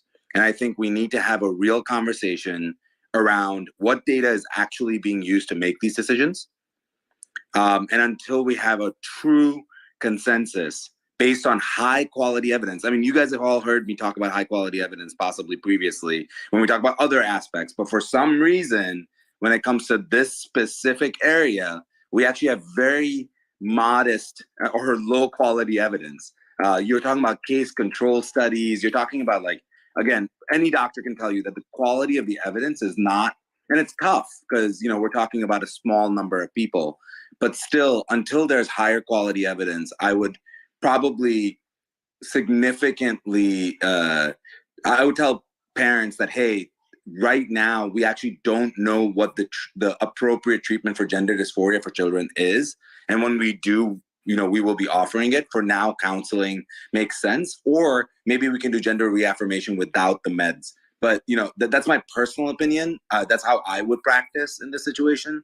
Again, not medical advice, but that's how the concept of first do no harm. I'm very much against, like, hey, adults should be able to do what they want. If they, if an adults do stupid things all the time. And, if someone is doing this because of a social contagion, which I don't believe to be as, children are more persuasive, but with adults, this is not, in my opinion, a social contagion phenomena. When it comes to this, I think this is just people feeling more free. But again, it's an opinion, not based on data. I think adults should be free to do whatever they want. Most of the time they're making the right decision for themselves. I think when it comes to children, because we don't know the long-term impacts of these medicine, I think we have to be a lot more careful. Dr. Dinesh, Yes, can I ask you something? We have Sweden and Finland and England, where the medical bodies have all come to that same conclusion, that there was no evidence to support this, and they've done away with it. And all we're doing here in North America, especially in the United States, is people like myself are asking for the American Academy of Pediatrics to conduct a systematic review of the evidence. They refuse to do it. They're refusing calls from their own member doctors to do so because they're ideologically captured. And when they do conduct a review of that evidence, they'll find there is none to support this, as other countries, which are very progressive, have already done. Can I ask someone who knows? Before, do you want to give Chris and Jennifer to jump in? Then we do have some news that just dropped as we're doing this space that's very, very relevant. So the timing is perfect. So before mentioning the piece of news that just dropped, we're just looking into it now. I want to go to Jennifer and Kelly. Just give us their thoughts on the discussion, and then we'll go back to Joa. Thank you. Thanks for letting me speak, Mario. There's a few things. I was really glad to see Scott come in and talk about the recovered memory syndrome of the 80s. That is something I was going to talk about because it's something that I see happening with kids. And I think Moneypenny used the word prompting, which I thought was interesting. I would use the word led. That's what happened with my daughter. My daughter was being socially transitioned behind our backs by a teacher and a therapist at the school. They were using male pronouns and the new name without letting us know. And, the therapist told me she wanted to be in the cabin for 5th grade camp, overnight camp. I found out later that it was actually her teacher who asked her if she wanted to be in the cabin overnight, a male teacher at that. He didn't ask her, is this what you want? He was asking her, isn't this what you want? And she said yes. And later she told me that she did not want to go to the camp at all. I didn't realize at the time that she had been put on the spot in that way. But now I know it's because she was uncomfortable. She told me, it wasn't her idea. It was her teacher's idea. She didn't want to be in the boys' cabin. She wanted to be with her friends, the girls. So her teacher, who I actually believe thought he was being helpful, was putting her in a spot, putting her in a position where she felt like she had to say yes. So it's very, very much like the recovered memory syndrome in the 80s. And I think this is happening all over the place. Another thing that I heard somebody say, I think maybe it was you, Catherine, that the kids don't do this for popularity. Well, my daughter was trying to be an edgy teen. Another thing, she's what would be historically called a tomboy. So she was confused. She's hearing these messages that means she might be a boy. She was not sexually attracted to anybody. She first started saying she was aromantic, and then she eventually ended up on transgender. That's another thing. These kids go through all these different identities. They feel like they have to choose one of them. And then this was a social experiment my daughter was having at the school. This was something she was getting attention for at the school. And the school was, it's something that kids might do on their own, experiment with these kinds of identities. She was trying it on like a kid of, from before times would have, tried on punk or goth. But this is a hard thing then to discard once you ask the entire school to, change the way they talk about you, change the way they perceive you. It's really hard to go back on that. I have friends who their kids willingly moved to another state so they could get out of it when they realized it wasn't right for them. I also have friends whose kids were endlessly bullied until they said they were the opposite sex. And then they had an assembly thrown for them. So kids are definitely doing this for attention. There's a lot of different reasons they're doing this. It's also being sold to them as a panacea for any problem they might have. It's vulnerable kids who are doing this. It's autistic kids, just like Chris was saying, autistic kids, that don't identify with sex stereotypes. You know, they don't even know how to. It's kids with mental health issues. It's kids who would be gay. So there's a lot of different things going on with this. And furthermore, they shouldn't be keeping this from parents. And the reason why is because for one thing, I didn't know this teacher had asked my daughter this question. I would have reacted differently when they asked me about it had I known that. But there's worse situations where I know of a parent whose child was having mental health issues, which is a typical comorbidity with this, having other mental health issues, and they were not told that their child was being socially transitioned at school. And this child attempted to hang themselves. The parents had no idea what was happening at school. So it's absolutely wrong.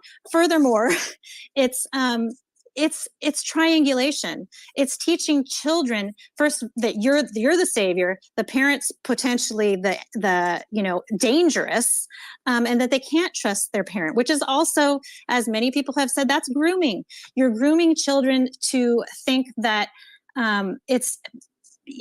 they should keep secrets with other people and from their parents, which is making them vulnerable to other predators, even if the teachers aren't really predators, which I don't believe this teacher was. I don't know, but I don't think he was. I think he was really trying to help. How is before going to Dr. Danish, see if he's got any thoughts on this, just on the last point, keeping secrets from parents, I'm just trying to remember, as a kid, I think that was relatively common. Like, there's conversations you'd have with your teacher. You might not be comfortable talking to your parent about it. Your teacher is meant to be your mentor. I think we should. This is a huge secret that the whole community is on. You're teaching them, the whole entire community. Yeah, I'm just referring to general secrets, not on this particular point. On this particular, Okay. like, look, let's say there's a kid that genuinely is curious about, what identity they are, what their identity is, and let's say their parents are Muslim, okay, and they're very strict on these things, and they're very strict Muslims. The kid doesn't feel comfortable even discussing this with their parents, or let's say that the kid feels like they're gay, or they want to explore whether they're homosexual, and they don't Being talk gay is to not their the parents same. about this. Being gay is Mario, not the same. So now But the point, I think Mario, You're not a parent. bringing a good Yeah, point. sure. This is so. No one Chris, loves hold their on, kids like a Dr. parent Danish, does. hold on. So Danish and This is so yeah, sorry to mute you, Chris. I muted a bit ago because you were speaking same time as Danish. But I'll get your thoughts on this, yourself and Dr. Danish. So I'd love your thoughts. I'm not a parent, so that's why I'm more asking a question. But should there be other alternatives other than just the parent to seek advice? Chris and Dr. Danish? Okay, sorry. It does my head in to hear this, because here's the deal with teachers. If teachers think there is abuse going on at the home, they are already mandatory reporters to call CPS. But that's the not way That's not the this- same. No, not See, abuse. Chris, I'm not that's referring the- not Hold on. referring to That's abuse. Chris, complete- hold on, that's Dr. complete- Danish. on. Yeah. Hold on, This Dr. Danish. is- So I'm not referring. not referring- So Chris, Has just back to the the- question. Hold Can on, I Dr. finish Danish. my I'll give you the mic. Can I finish my statement? Yeah. Like, why do you guys Yeah, always so have Dr. Danish, to I'll jump give you. in? This is so Chris, important. This is so Chris, I important. understand. Chris, I know. You Dr. have Danish, no I'll give you the idea mic how right much this is after. going on. So Chris, just back to the point. I'm not referring to abuse. I'm just referring to seeking advice from someone other But than let your me parents. finish my point. Yeah, okay, go ahead. I'm just Teachers clarifying my question so you can finish your Teachers, point. okay, teachers and administrators are hiding this from parents on the basis, on the assumption that they will be abusive to their own child. They have always no assume right. that. They have no right to go at this from the default that the parents are a threat to their own child. No one loves their children like a parent does. These teachers are viewing themselves as a savior of this child. They have no idea. Where were they when the parents were laying down with their kids at 3 a.m. with 104-degree temperature after having vomited on their bed sheets? Where were they doing all the things that parents do for their kids? Okay. Running alongside them, scraping their knees while they're falling off their bike, diving to save them from falling into the brambles. We do so much as parents to protect our kids. And now we have teachers changing a child's name and pronouns at school. This kid is going through an identity crisis. And it is not a benign thing going on. When you change a child's pronouns, and name. Chris, I've got a question. What you are doing every time you call them by the wrong pronouns is you are telling them that they were born wrong. So Chris, Dr. Danish, This is a very dangerous before the intervention. okay, hold on. So yeah, before the question, another question to Chris, just on that particular point, Dr. Danish, because Chris, you know, I'm not going to disagree with Chris's points, and obviously the love of parents is the love of parents, and I have parents even though I don't have kids, but at the same time, you know, there's an argument to be made where parents, you know, the kid does need advice that the parents cannot offer, or I gave one such example. So would love your thoughts on where that balance is between my question and that particular point, that particular concern that was mentioned earlier, and Chris's valid points. I never gave any indication that I wouldn't support my child. Hold on, Jennifer, sorry, yeah, go ahead, Catherine, but do you mind if I get Dr. Danish to be trying to speak for a bit on this point, just to balance out Chris's point, and I'll go, obviously, Sulaiman and Catherine, you both wanted to take the mic, so go ahead, Dr. Danish. Catherine, did you have something quick to say before I jump in? Sure. I mean, it's just a small addition to it, because I think one thing that gets kind of omitted is also the will of the child. In all these conversations, it's like either the right of the parents or the rights of the teachers or the school administration. But what about Catherine? I'm gonna jump in with an example. I'm not a parent, Chris, but there's a kid I took a. Hold on, Ian. Okay, good. All right, just let me. Okay, so hold on. Okay, hold on, Ian. Hold on. If children cannot consent, there was a kid when I was in Australia. The father was a drug addict. The mother was a very bad mother and a prostitute and very, very abusive. Okay. That kid was lost. His brothers were lost. He was going through severe depression. I ended up taking the kid that I was much younger. It was about 10 years ago. I took the kid and started taking care of that kid. He had diabetes, drug abuse, everything. And you cannot expect such a kid to have his parents as role models. The quote love that you're referring to, Chris, that doesn't apply to all parents. And we cannot neglect that kids like this do need role models. They do need someone else, and this is the place where teachers can step in. Now, it doesn't relate to the example of. That's what I'm saying. It doesn't relate to the secrets. They don't get to keep secrets about an active psychosocial intervention going on with an abusive father. Hold on. So Mario, that was exactly almost a similar point I was going to ask as well, because I think you hit the point there. Because have you seen these teachers? It's ignoring. Guys. Sorry, but Chris, I'm just going to ask you a question and then you can answer. Yeah, have you seen? No, hold on. Before you ask the question, Simon, for everybody, Simon, I just need Dr. Danish, poor guy, because he gave the mic to Catherine, then I took over. Dr. Danish, I'll let you comment on that, and then we'll go back to Sulaiman. Let me walk through a common scenario, Sulaiman. The very common scenario.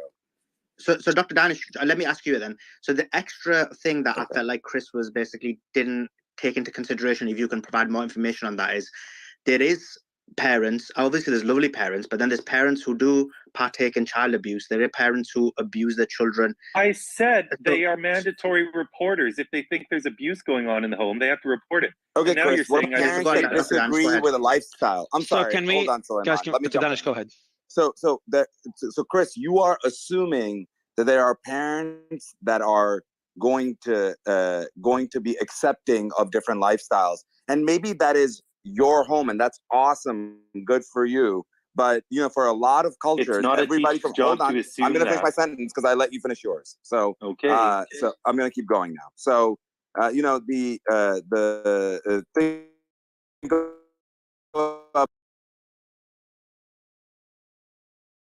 people that are of people that are Muslim, people of faith, like myself, by the way, that come from that background, and people may not feel comfortable because they don't want to disappoint their families, and they want to be able to explore. Hold on. How is that a teacher's job? Hold on, I'm going to finish. What the parents are going to feel. What's a teacher's job? I'm going to finish. The parents of the child.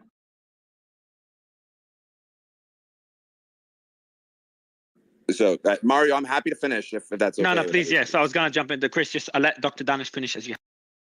There was a safe space where I could just have a conversation and not worry so much about the judgment from family. And that is, again, a different experience than some other people have. And that doesn't mean that my parents were difficult to talk to or so on. Kids will, if you are sitting or are on this stage and trying to act like kids don't keep secrets from their parents, man, I don't know where you grew up and how you grew up. No one's saying that. Kid keeps hold on. Stop putting everybody words in my mouth. I'm gonna again finish. I stop only putting have words one in my more mouth point. then. Kids, I won't have to interrupt you if you won't stop putting words in my mouth. Okay, how about that? Okay, Make your that's point. fine. Stop assuming So what I say. if kids can keep secrets from their parents and they find a mentor within their school, I think it's completely reasonable for them to have a conversation about something without that having to go back Have to you the seen these parents. teachers? Guys, All right, here we go. have you Dr. taken a okay, look So can can I you, respond to that, Dr. Ian? Danish, hold on. Can everyone, Ian and Chris, Dr. Danish, I'll let you finish your point, and then I know Ian was jumping in, and Chris wants to It's pretty respond. straightforward. I think that ultimately there are some conversations that can remain between. I think this complete belief that there should be no secrets, that a teacher cannot keep a single Nobody secret say away that. from parents. When it comes to something that is so private, I think it's, especially if we have counselors in schools and things like that, I think it's completely reasonable. I think Okay, there's a so first discussion of all, here, Ian, Hold on. Sarah, Chris, Ian. Yeah, I understand everyone wants to jump in. Chris, I know that a lot of the points were referring to people what have to you be were able to saying, so I'll give you. respond when they're spoken Yes, to. I understand. This is why I'm just about to give you the mic, Yeah, I and I know suspect that Ian I wants to won't be jump able in to as well. finish my point when I'm trying to speak I know. here because I'll Okay, have a million guys. people trying to interrupt me. Okay, we're done, guys. Ian, you haven't had So the I know mic Chris, yet. you You wanna? can wait. Yeah. Okay, I would guys. like to let Billboard Chris speak first because he was Perfect. directly Okay. Addressed by Dr. Beautiful. Danish. And then we'll go. So we'll go to Chris and we'll go to Ian. So yeah, and it's in the discussion here. I'm pretty much figuring out is like, where do we draw that line? What things can be kept secret and what things and where can that be abused by a teacher? But Chris, I'll let you respond to Dr. Danish's point, and then we'll go to Ian. All right. I would just like to finish my point here, and then I promise I'll be quiet for a while. Okay? We're not talking about just any old secret. We are talking about an identity crisis going on with a child where the whole school is referring to a girl as a boy or a boy as a girl, using new pronouns. As the medical board in England has very well laid out, and you can read a report called the Cass Report by Dr. Hilary Cass, CASS. When you change a child's pronouns, this is not a benign thing. This is a very powerful signal.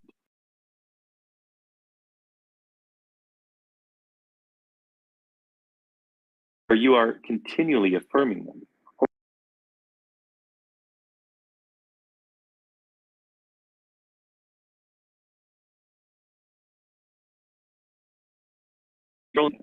Her mother is named Abigail Martinez. They are immigrants.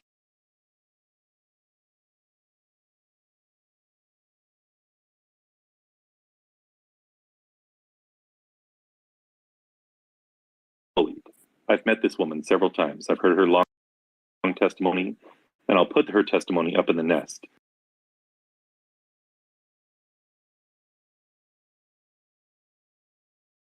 And she became indoctrinated to believe that she was born in the wrong body. Now, her mother is a Catholic. And because she's a Catholic, the school decided to keep this a secret from her because they're just assuming that her mother wouldn't be supportive of her own daughter. How outrageous is that? When her mother did find out, she was much more accommodating than I would have been. She was fine with going along with the name change. She was fine with using the pronouns. She wanted her girl to get through this. But she knew that giving her daughter testosterone was not the right thing for her. If she'd known this had been going on for months, she would have been able to reach her daughter sooner. But the state took her into state care, put her in a foster home with other so-called trans kids. And while this daughter was on testosterone, still separated from her mother, devastated, she knelt down in front of a train. And the police had to pick her body up in pieces. This is what keeping secrets from parents leads to. I can tell you stories all day long.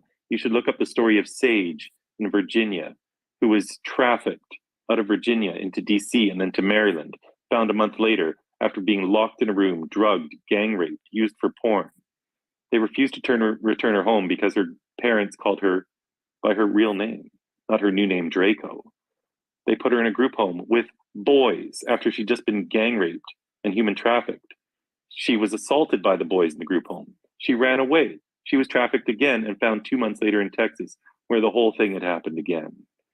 This is all because they're keeping these secrets from parents who love their child more than any of these people ever will. these teachers are going to forget about these kids in 3 or 4 years' time. And there is no love in this world like that of a parent for their child. And it's outrageous to suggest that this active psychosocial intervention should be kept a secret from parents. Thank you. I want to respond to that really quick because no, 1 second. hold on. It was going to be Ian next, then I'll come to you, Dr. Danish. I mean, and then we'll go. Yeah. So yeah, I know Dr. Danish at some point is relevant to you. Ian, I'll let you jump in, but also sorry, Simon. Kelly, I just want to let you know that we'll be going to you next because I know you want to share something. Go to Kelly next. The video they sent us. Yeah. So go ahead, Ian, and then we'll get Dr. Ian, Danish. if you go ahead, but I just got a question for you as well. So if you sit, then you can go ahead. Ask me a question. Yeah. So because I feel like we've not got a line, and I asked this question to the people who are pro LGBTQ in schools, and I felt like they didn't give a significant enough line, and I feel like from the other side the same thing's happening. So because can we have a scenario where where teachers, where children do not speak to teachers completely without the parents being informed? Because there are scenarios where they need to speak to somebody in school, where maybe they're getting abused at home. So how do you manage to ensure that still happens whilst having drawn a line in this LGBTQ issue? Okay, that's a pretty good question. Okay, so I'll try to answer that. I'm sure Billboard Chris can answer that. I mean, he did mention that it is the duty of a teacher in care, really. I mean, if a child comes to you and tells you they're being abused, you have to report it, right? That's by law. In most places, you're going to have to do that. However, I will say that the way that teachers have gone about things these days, and I'll get to my next point afterwards, is that they've kind of weaponized this standard of care, right? This is their duty to care for students, by claiming falsely that if a student is misgendered in some way, that somehow the parents are abusing them, right? This is their view, and this is why it is an ideological thing. This is not about the teacher genuinely believing, or I mean, I'm sure maybe individual teachers genuinely believe that being misgendered is so bad. And the point I'm getting to, that I'm trying to make, is that have you guys taken a look at the teachers? We're not talking about the teachers we grew up with. I think everybody on this panel, maybe most of us, grew up on this panel. When we think of teachers, we think of, nice, old, kindly women, or, just like normal people, right? Maybe our gym coach is a bit, whatever. But the people nowadays who are who are teaching kids, who are not even really teaching, because they're really not teaching anything. Most of their classrooms are filled with LGBT stuff, right? They're indoctrinating kids. If you look at them, you look at the types of people they are, why their stated purpose is in becoming a teacher. It's not about teaching students. It's about turning them trans. Look at them. Lives at TikTok posts this stuff pretty much like 10 times a day. We see teacher after teacher after teacher, and obviously this isn't happening all over the place, but it's happening enough that it is becoming an issue. So when you talk about whether a student has a right to keep secrets from the parents, they say something bad is happening at home, absolutely they should have a right to do that. And teachers have a right to report all of that stuff. I don't think anyone on this panel is even questioning that. The issue is when you have these weirdos, right, these perverts, these groomers, in classrooms, quote unquote, teaching students. What they're doing is they're singling out the ones who are weird, the ones with autism, the ones who don't fit in, the ones who get bullied, and they're picking them. And this stuff is extremely well documented. They even did a conference on this in, I believe, San Diego a couple of years ago, or maybe last year, where these teachers are actually sharing tips on how to single out students that are weird, right? Single out the autistic student to put them in the GSA clubs, the Gay Sexuality Alliance, the Gender Sexuality Alliance, used to be the Gay Straight Alliance. Put them in these clubs and indoctrinate them and turn them trans. And the idea is that you take them away from their parents, because their parents are putting them in a harmful situation where they're not allowed to truly be themselves. That's the excuse. They use the child abuse thing as an excuse to take away parents' rights. And this is happening, systemic wide. It may not be happening in individual classrooms. There's many teachers obviously who are not on board with this. Many people join the teaching profession, which is a very noble profession, I must say, right? Not to do stuff like this. They just want to teach kids. But there are individuals, activists in particular, who make it their mission, their life's mission, to trans as many kids as possible. I mean, if we had James Lindsay on this stage, I think he'd be able to attest to that. He did a pretty good he did a pretty good job documenting in, I think, 2017, how there was a study that was conducted, and I believe the University of Arizona, done by these woke mindset people, right? These woke mind virus people, talking about how to use students, in their case, it was, I believe, high school students and college age students, to single them out and turn them into vectors for social justice. Right? And use gender and sexuality as a means to do so. It's simply a vehicle to promote social justice, to promote the so-called destruction of capitalism, white cis heteropatriarchy, whatever. They have different terms for it. But the point is, they want to take down the system, and gender is one way to do that. Sexuality is another way. Ian, I want to go up to Dr. Danish. I know you're waiting, but Joa, you did send me something interesting. You said, Mario, why are we? Can I read out what you said? It kind of add a point to it before I give you the mic. So I kind of give you some context, Joa. Sure, so you sent me the following. Why are we blaming teachers for this? I just checked, and they have to go through 2 years of mental evaluation. So like the argument, which again, I don't want to question the love parents have to their children, and that's not what I'm doing, Chris. So I just want to be clear on that. But I'm just saying that anyone could have a child, but not anyone could become a teacher. We're going through a process. So maybe what's this about 2 years of evaluation? What's this about 2 years of evaluation? So Joa will elaborate on this point, and then we'll go to Dr. Danish. Go ahead, Joa. Yeah, I just checked because when I grew up around New York and knew some trans people, and they would tell me their horror stories of having to go through the whole process of going through the transition. And so often we can have a conversation about how teachers are influencing students and how it became cool. And I do agree with a lot of what Chris said. I have researched this a lot. I look at a lot of trend reports about Gen Z, working human behavior. Chris is right. I do have a problem with some things Chris say when he makes it a left or right issue. I think both extremes, to the right and to the left, are examples of what not to do. But when it comes to the transgender issue, which is what typically is used as an example of why this is bad, they go through 2 years of mental evaluation before they even start any medicine.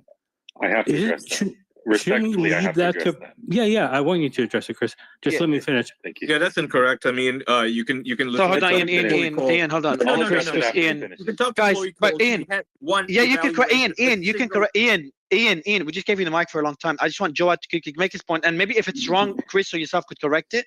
And now Dr. Danish has been waiting for. Yeah, so I promise I'll give you the chance to correct that fact, and then finish off, Joa. Yeah, we have Sarah here who could probably confirm. But from what I saw, and I could be wrong because I only looked at one source, I just know the stories I heard when I was younger. They went through a lot of years of mental evaluation before they even started any medicine at all. So shouldn't it be up to those professionals to make the decision, not teachers at all, or even blaming teachers for transgender people? Okay, so Chris or Ian, you could respond to this before we go to Dr. Danish. I just want to say, Joa, thank you for being respectful. I appreciate it. I love having conversations with people. I don't love debating so much because debating is about winning. So we should all be able to have a nice conversation about this respectfully. So thank you. Now, that used to be the case, that there was a rigorous process. There were safeguards involved. This whole thing has evolved dramatically, where even to suggest that therapy should be done is seen to invalidate someone's gender identity, because then you're saying there's something wrong with them. And the way this has evolved is that there's no therapy needed. They just have a gender identity that's different than their biological sex. And when WPATH, which is the World Professional Association for Transgender Health, had their conference last September in Montreal, right at this, during like the opening ceremony, there were some protesters who rushed the stage, and they were calling for the total abolition of therapy. And you know what happened? They got a standing ovation. Now, I don't want people to listen to me. I'm nobody.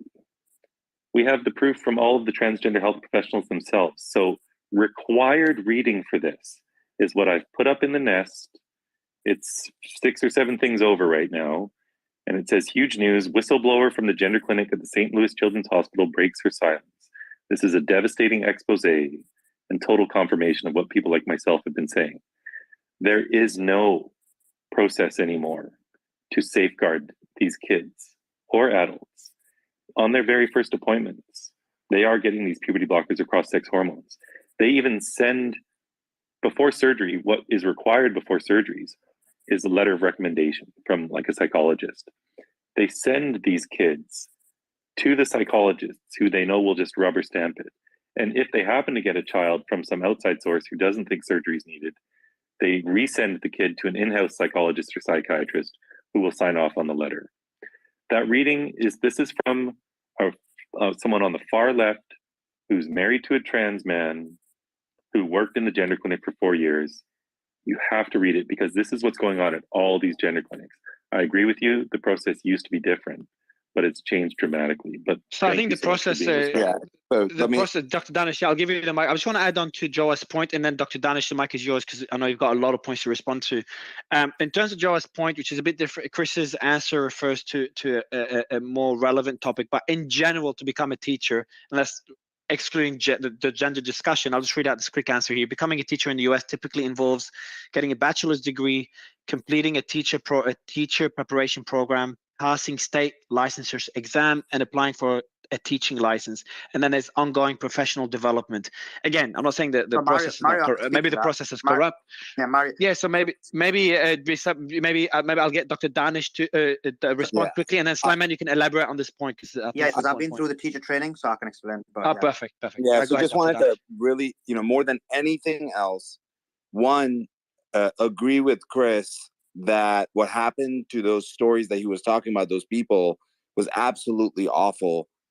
Trying to blame all of that on just having a secret between a teacher and the person, I think, is a little bit of a stretch. There were many things that went wrong there. Again, an awful situation that you could connect all those dots and try to say that it's because it didn't get back to the parent immediately. And again, the point here is that everything over time, there needs to be some preparation and some conversation that can happen with counseling. Number two, the and point Dr. that Danish, on this point, I kind of add a point to what you said and give you the mic. So I'm not interrupting to move on to another speaker. On this point, we can give anecdotal evidence to support the other side of the argument. For example, I know a person when I was in high school who was going through, again, wanted to discuss personal things that the parents would not be happy with due to religious beliefs. So they talked to their teacher, and when the teacher did tell the parent eventually, the student was not treated well by the parents. I'm not going to go into detail, but was not treated well at all. And in those cases, the teacher sharing that quote unquote secret with the parents ended up harming the student. And there's other examples of this. So I'm saying there's evidence on both sides of the argument. So just kind of support the point here that you made. Again, just to be clear, in that situation, what happened to those kids? I mean, the first story legitimately made me tear up. So there's no doubt that was absolutely awful. The thing that I wanted to get to, though, is the commentary around puberty blockers or gender affirming surgery. Just want to be very, very clear about this. Currently, the current guidelines, and WPATH is a transgender advocacy organization, just to be clear. That's not a medical organization that we all that all clinicians aspire to. You can look up AMA Board of Ethics. They've weighed in on this in the last 6 months.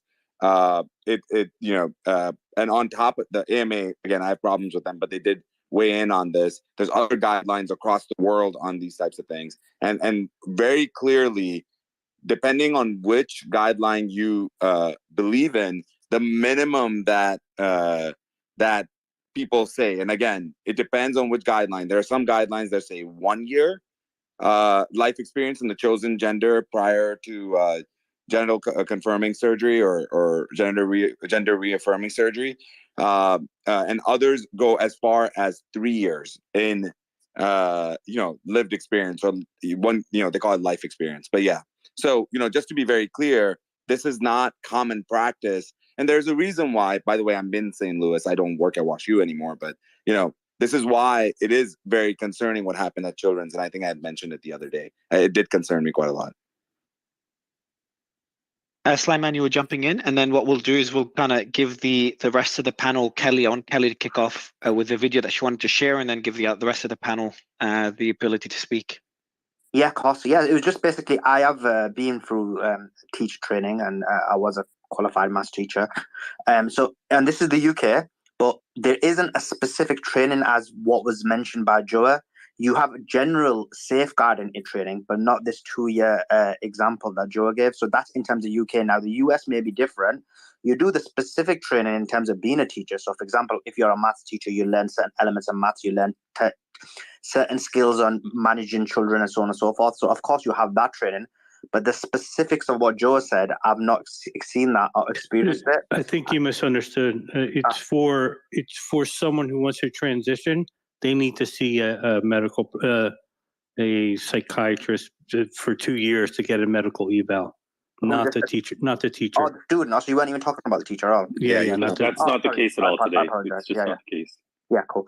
Yeah. So that's it. But just to add a point to that, in my experience, so this is anecdotal, but not just anecdotal. We see the data on it as well. Teachers have a significant influence on children. Like, you can make them think what you want. You can make them do what you want. And so therefore that's the reason why this conversation is very important, because the role of the teacher and the impact they have. And I can give many anecdotal examples where I made kids think or make them do something I wanted them to do without them realizing it. So it's very easy to do that with children. So hence why this is important. So Mari, who are you going to go to? I want to go to Kelly. She's been waiting for a really long time, and go for it, Kelly. Oh crap, I'm muted by accident. Kelly just dropped out, so I'm gonna bring her up now. She's been glitching for her. So while bringing up Kelly, I'd love to get Sarah. Sarah, I want to wrap up the space. I do want Kelly's video. I wanted to share that video to talk about it, and then we'll wrap up the space. But I want to get your final thoughts on the discussion so far, Sarah, while waiting for Kelly to come up. Yeah, so it kind of goes back to what we were talking about before. I think anytime that an adult is talking to other people's kids about sex, that is a red flag. What that does is it ultimately blurs the lines of what is appropriate for adults to be discussing with kids, and it brings the walls of authority down between the teacher and the student.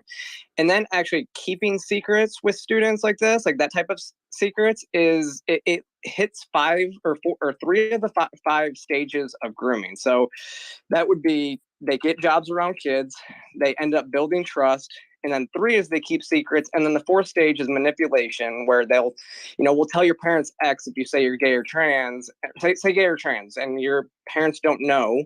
And they say, we'll tell your parents if you don't do X for me. That's not what I'm not saying teachers do that, but that's the 4th stage. So like I said, it's the first 3 stages. Also, we said there should be a mandatory report. And teachers aren't trained therapists. I think that's the key, is teachers aren't trained therapists.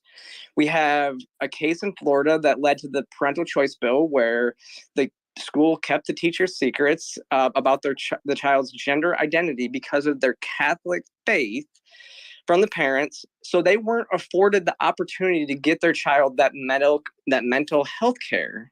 And because of that, which that is the parents' responsibility, and because of that, that child attempted suicide twice in as many days, and they are suing now.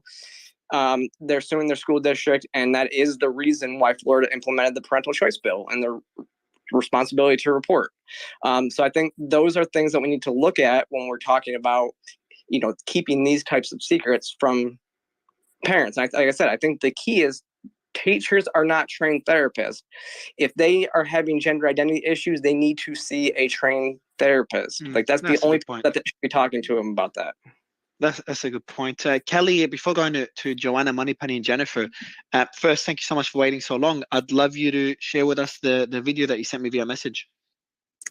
Yeah, so that video was actually the work of Abigail Schreier's report, and it featured leaked audio that she was sent from a California Teachers Association training.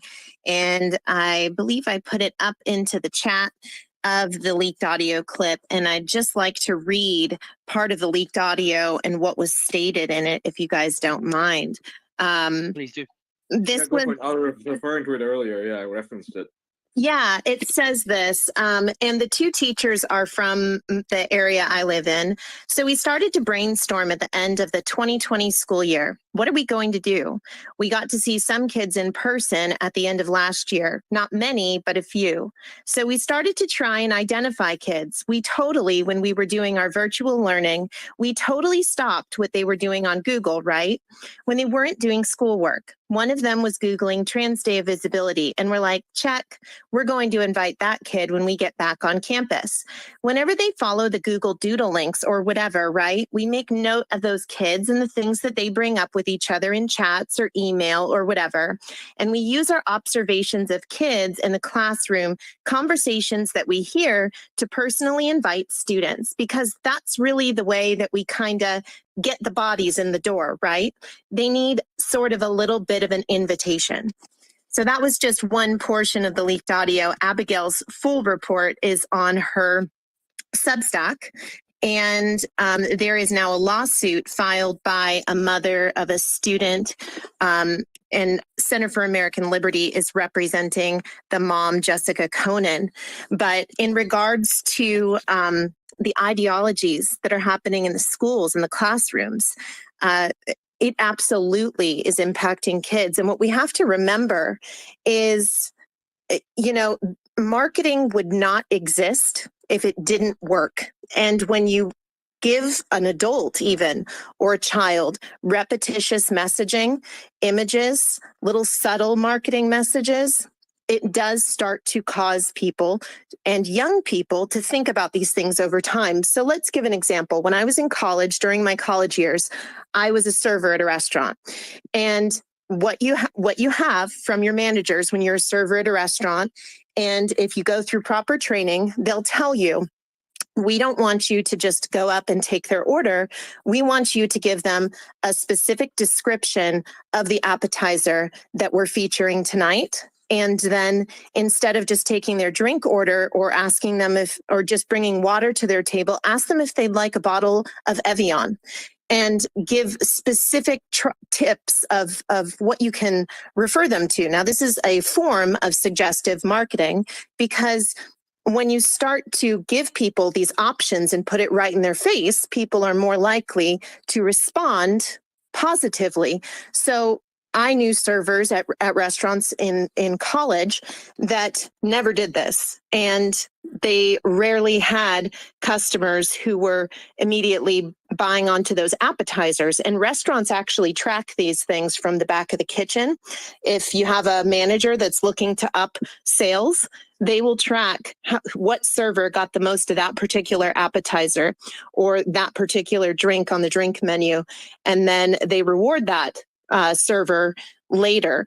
But with regards to what's happening in the schools right now, there was a group, the Future of Sex Education, and they did a 30 decades of research video.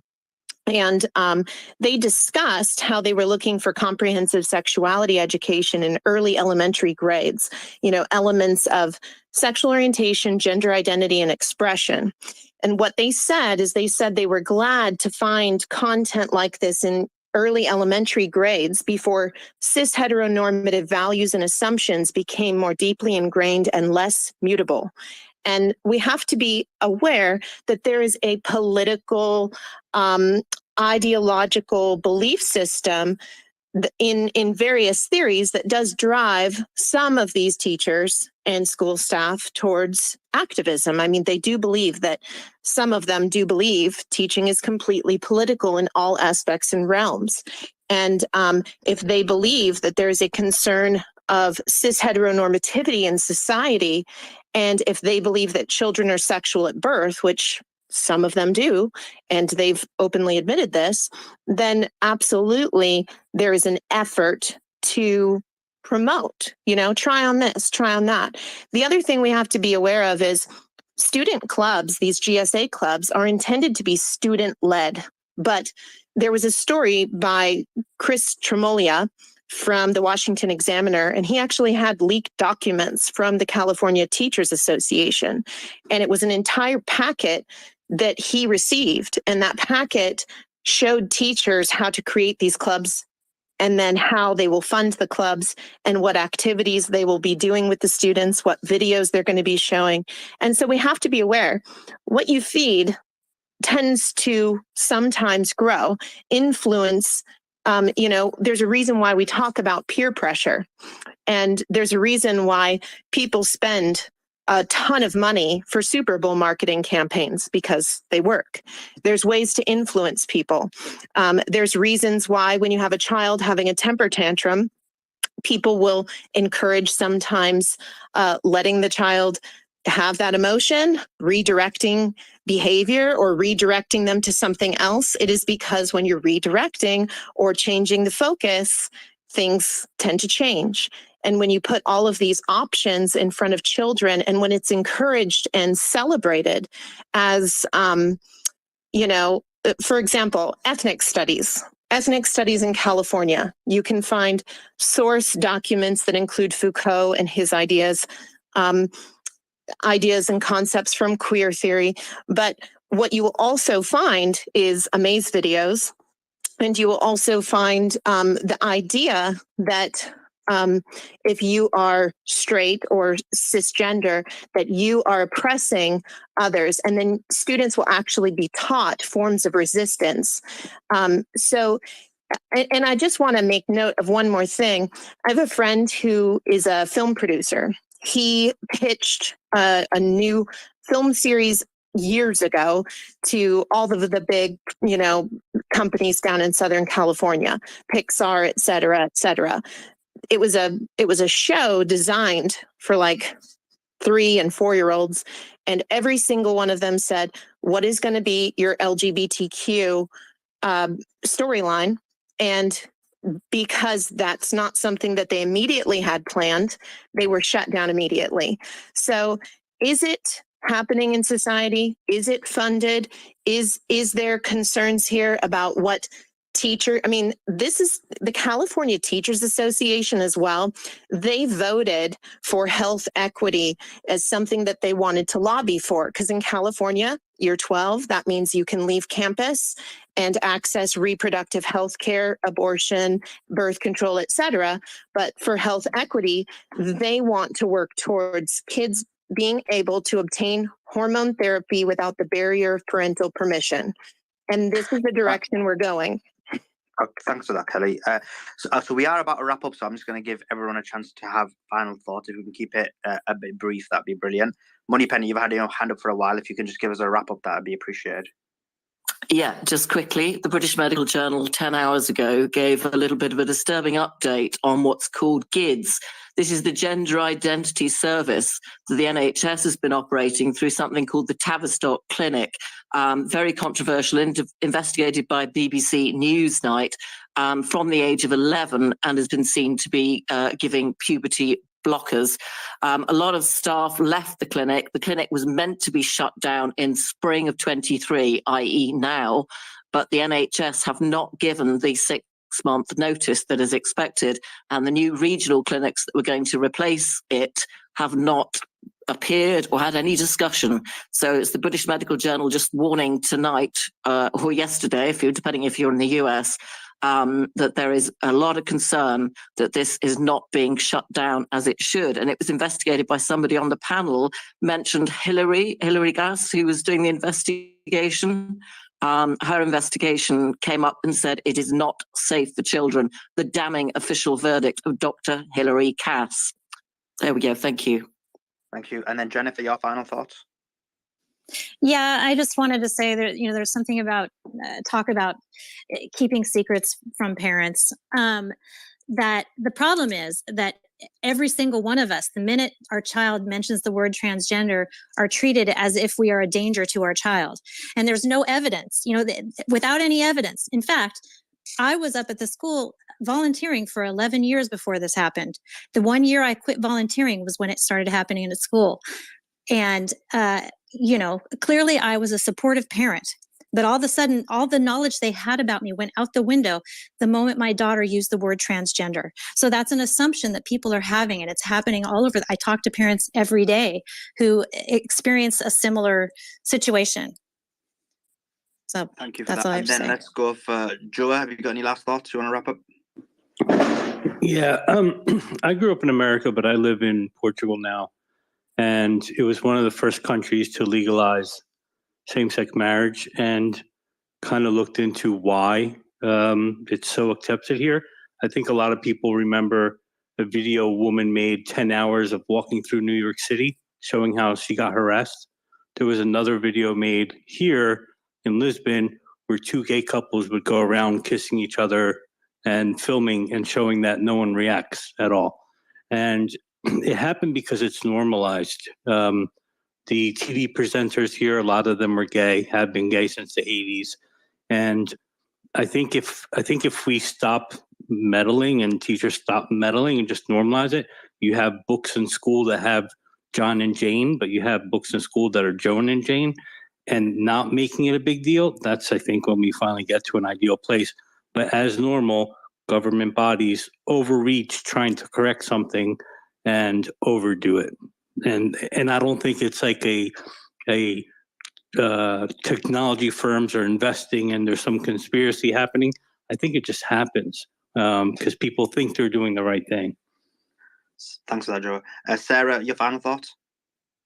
Yeah, I think there is a lot of government overreach in this. I mean, if we look, there's a lot of money in this, as we talked about a little bit too, where they're making medical patients for life with big pharma. And yes, that's partnered with Bill Gates, has, sales agents who sell to doctors prescription drugs, and, they can prescribe their drugs. So doctors have a financial incentive. And then we can look at the money laundering cycle in Illinois, for example, where Governor Pritzker funded the Lurie's Children's Gender Clinic at the Lurie's Children's Hospital in Chicago. Then that clinic gives away sex toys to the local schools for their comprehensive sex education programs, which the governor himself has implemented into law. So it's his administration implemented. So there is a lot of that type of cycle happening all over the country. Even here in Georgia, they're trying to put clinics in schools. So it's not just happening in places like California's, where children are going to be allowed to make their own medical decisions. Thank you for that. Joanna, you got your hand up. If you can give us a brief wrap up, that'd be appreciated. Yeah, no, absolutely. I think that some excellent points have been made. And I was originally introduced to this topic through interaction with my patients, and then explored it further just through conversations around ethics and informed consent. But one thing that I just wanted to iterate, this is a psychiatric and medical diagnosis. And if this was any other issue, whether it be, anxiety, depression, if it's something that's shared between a student and their teacher, a parent should be involved. This is treated differently than other diagnoses. And I think that that's really just kind of the point that I wanted to make. Thank you for that. And Ian, any final thoughts? No, this is a great space. I think we need to have this conversation a lot more. This problem is not going away. I think it may have started as one thing, ideological, and that is obviously still ongoing. We can't dismiss that. But it's also become a money issue now, right? It's an $8 billion industry by 2025. We're looking at a media industry that benefits from this. We were looking at a lot of nonprofit organizations that originally, like Stonewall, for example, started to, as a means to bring about equality for homosexuals. And now they've moved on from gays and lesbians. They don't even recognize lesbians anymore. It's moved on to transgenderism because it's the new cause. I mean, they get a lot of money from this. They get a lot of funding, corporate funding. So it's kind of an endless loop, an endless cycle. It just mounts up to be more and more and more. And, it's damaging a lot of young people because I think, as Dr. Danish pointed out earlier, we don't know the long-term effects of giving kids hormone blockers. I mean, these are drugs that we prescribe to rapists, to pedophiles, to people who, commit bestiality. And this is stuff we're giving to kids nowadays. I mean, it's unconscionable for doctors to even do this, right? It's one thing to give it to an adult who can, have informed consent. And even then, I would disagree with it. I don't think it should be possible to mutilate somebody like that if you're a doctor and you take the Hippocratic Oath. But we're talking about kids here. So we're not talking about adults. We're talking about kids who are being subjected to this. And you have a lot of influencers online, people like Eli Ehrlich, for example, who sell drugs illegally, right? What he is doing is illegal in most places, in most states even, cutting up drugs and sending it to kids, having them, pay him or whatever. I mean, that shit is illegal. It should be stopped immediately. It's unconscionable that this is even a thing that people can, people like him can make the argument that, oh, he's saving kids' lives. No, you're not. Like, you're not a doctor, first of all. And even if you were, I mean, I question anything that this guy has to say. And it's people like that who are all over the place. It sounds hyperbolic, but there's a lot of these guys out there and they're preying on your kids. I think as a society, we need to look after the ones, the children who can't decide for themselves, who are, they are defenseless. it's up to us to protect them. Thanks for that, Dr. Danish. Your final thoughts, if you can make them brief and concise. Yeah, I think it's very clear that we are dealing with a situation that we are not prepared for yet, especially as it pertains to children. And I think that what we need to do is have a deeper conversation around what is expedient and, compassionate versus what is safe. And as I mentioned with puberty blockers, there's just too much data right now about puberty blockers in children that's worth concern and should, it's surprising that it has not already halted a significant amount of the activity in that space already. And I think some of that's ideological, but I think some of that is being driven by what I would call misguided compassion. And I think that we really need to have a deeper discussion around gender dysphoria and how it affects children. And that's kind of the biggest question mark for me. I think for adults, it is what it is. But I think for children, it's a much deeper discussion. Thank you for Dr. Danish. Chris, if you can give us a very brief and concise wrap, that'd be brilliant. Thank you. I want everyone to ask themselves what it means to have a gender identity. No one could define for me what it means for a child to be transgender. You read the definition, but that definition is itself circular because it involves the word gender identity. Once people really look into this, they will learn that the entirety of this movement hinges on sexist, regressive stereotypes. My message is that there is no right way to be a girl or a boy. Our girls who are traditionally more masculine are beautiful girls. Tomboys are not actual boys. These drugs, these puberty blocking drugs for the doctors in the room, these are gonadotropin releasing hormone agonists, which stop the pituitary gland from releasing follicle stimulating hormone and luteinizing hormone. These are cancer drugs. These were given FDA approval to treat prostate cancer, endometriosis in women, but women can only go on this drug for 6 months. That's the recommendation because the side effects are so severe. Women who have had endometriosis will know what I'm talking about. This drug that's normally used is called Lupron. This stops the girl's breasts from growing. It stops their hips from expanding. It stops the boy's penis from growing. I put up in the nest, it's the president of WPATH, Marcy Bowers, admitting that none of the boys as adults have had any sexual function. They've never been able to have an orgasm. And he's literally spitballing during this Zoom call, which includes Johanna Olsen-Kennedy from the Children's Hospital of Los Angeles, where they say, what do we do? Do we let a little bit of puberty happen? Do we take them off the blockers, let some puberty happen? Do we delay them? Because intimacy is very important in adult relationships. Yeah, you think? We are turning children into anorgasmic, sterilized, maimed, lifelong pharmaceutical patients forever reliant on some external source of hormones.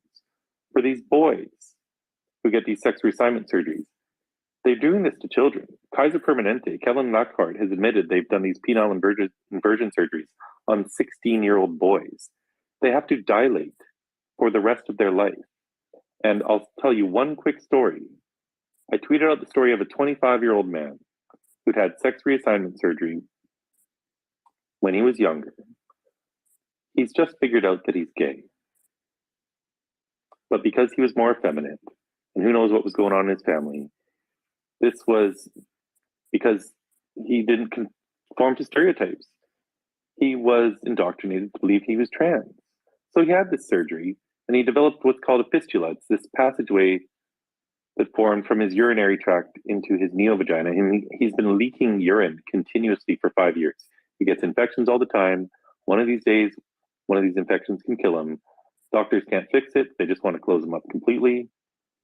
They don't know how to do that properly either. There's an Indigenous man in Canada who just signed up for medical assistance in dying because he had this surgery done. These are very severe physical interventions, and they're now being done to kids. My 11-year-old girl, you can blame me, but I think she still believes in Santa Claus. But if she told me she was a boy, she would be getting given these drugs. No questions asked, because the practice today is simply to affirm their gender identity. These are children. Have we forgotten what children are? They're beautiful, they're perfect just as they are, and we need to leave them alone. Most of them would see this gender dysphoria desist during puberty. We know this. And if they want to do something as an adult, that's a different conversation.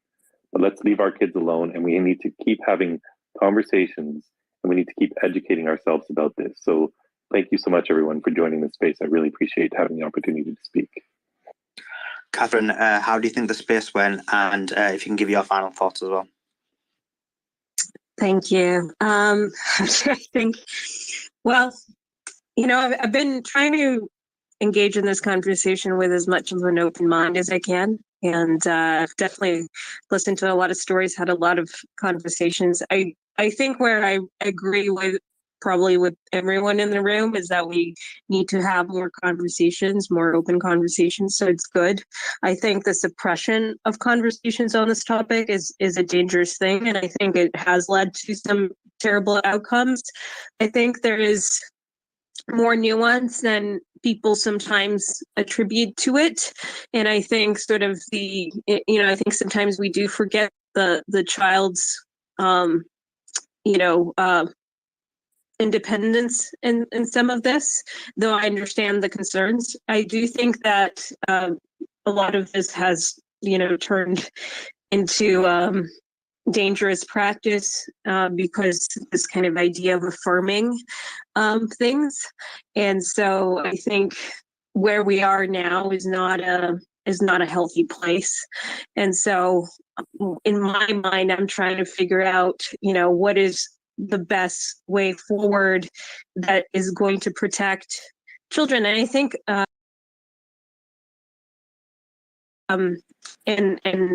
whether they really are trans and they're suffering as a result, or now. But I think what's important to remember in these conversations, I think there's a tendency to often vilify people.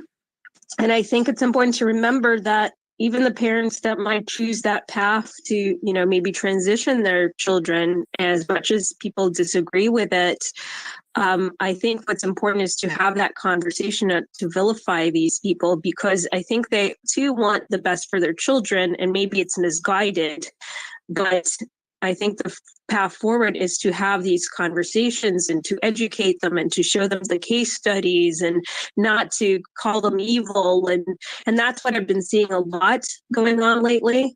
And I think that is not the way, that's how you shut down conversations instead of opening them up. And so I'd like to see more of engagement and education happening instead of what I've been seeing happening lately. So that's where I'm at with this, and I'll hand back the mic to you, and I'd love to hear your thoughts on this.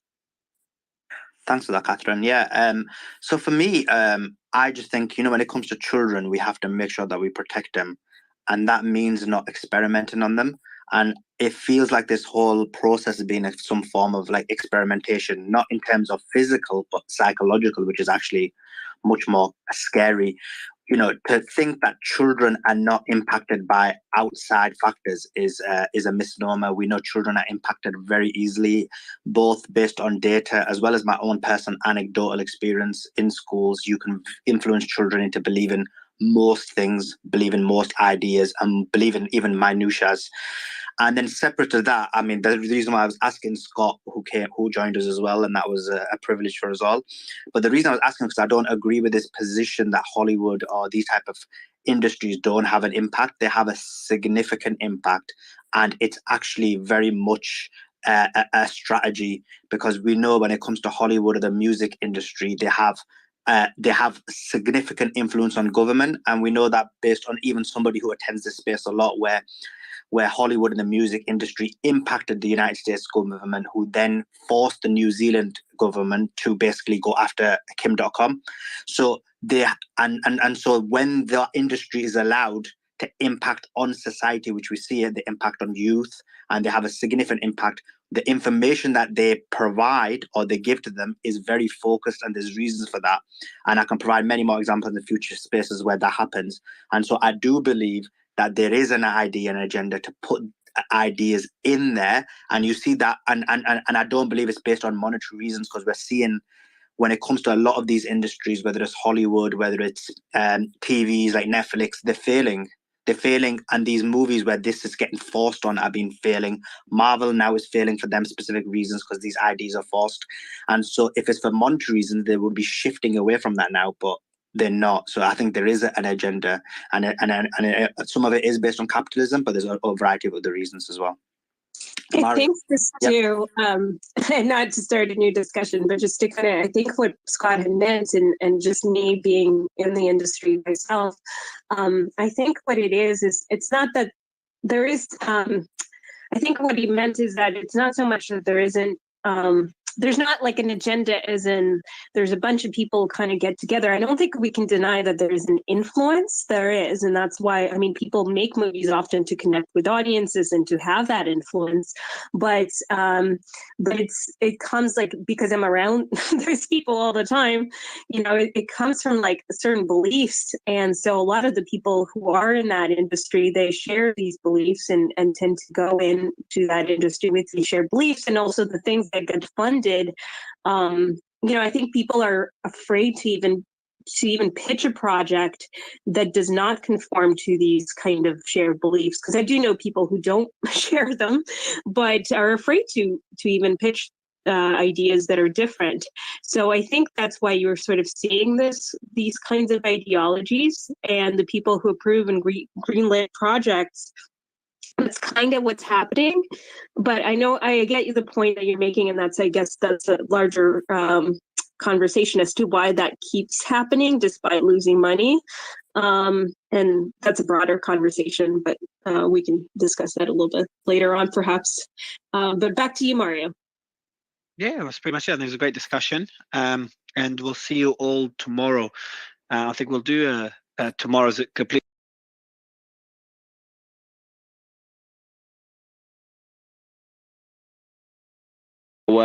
Yeah, I think that will be the focus for tomorrow. We didn't go through the Project Veritas videos. So if you want to check them out, you can go to Project Veritas's profile and check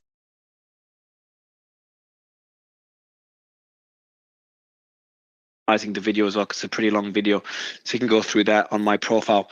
Otherwise, appreciate you all for joining. It was a great discussion, and thanks to all the panelists that are here now that were here before, and for the audience, I'll see you all tomorrow. Thank you, everyone.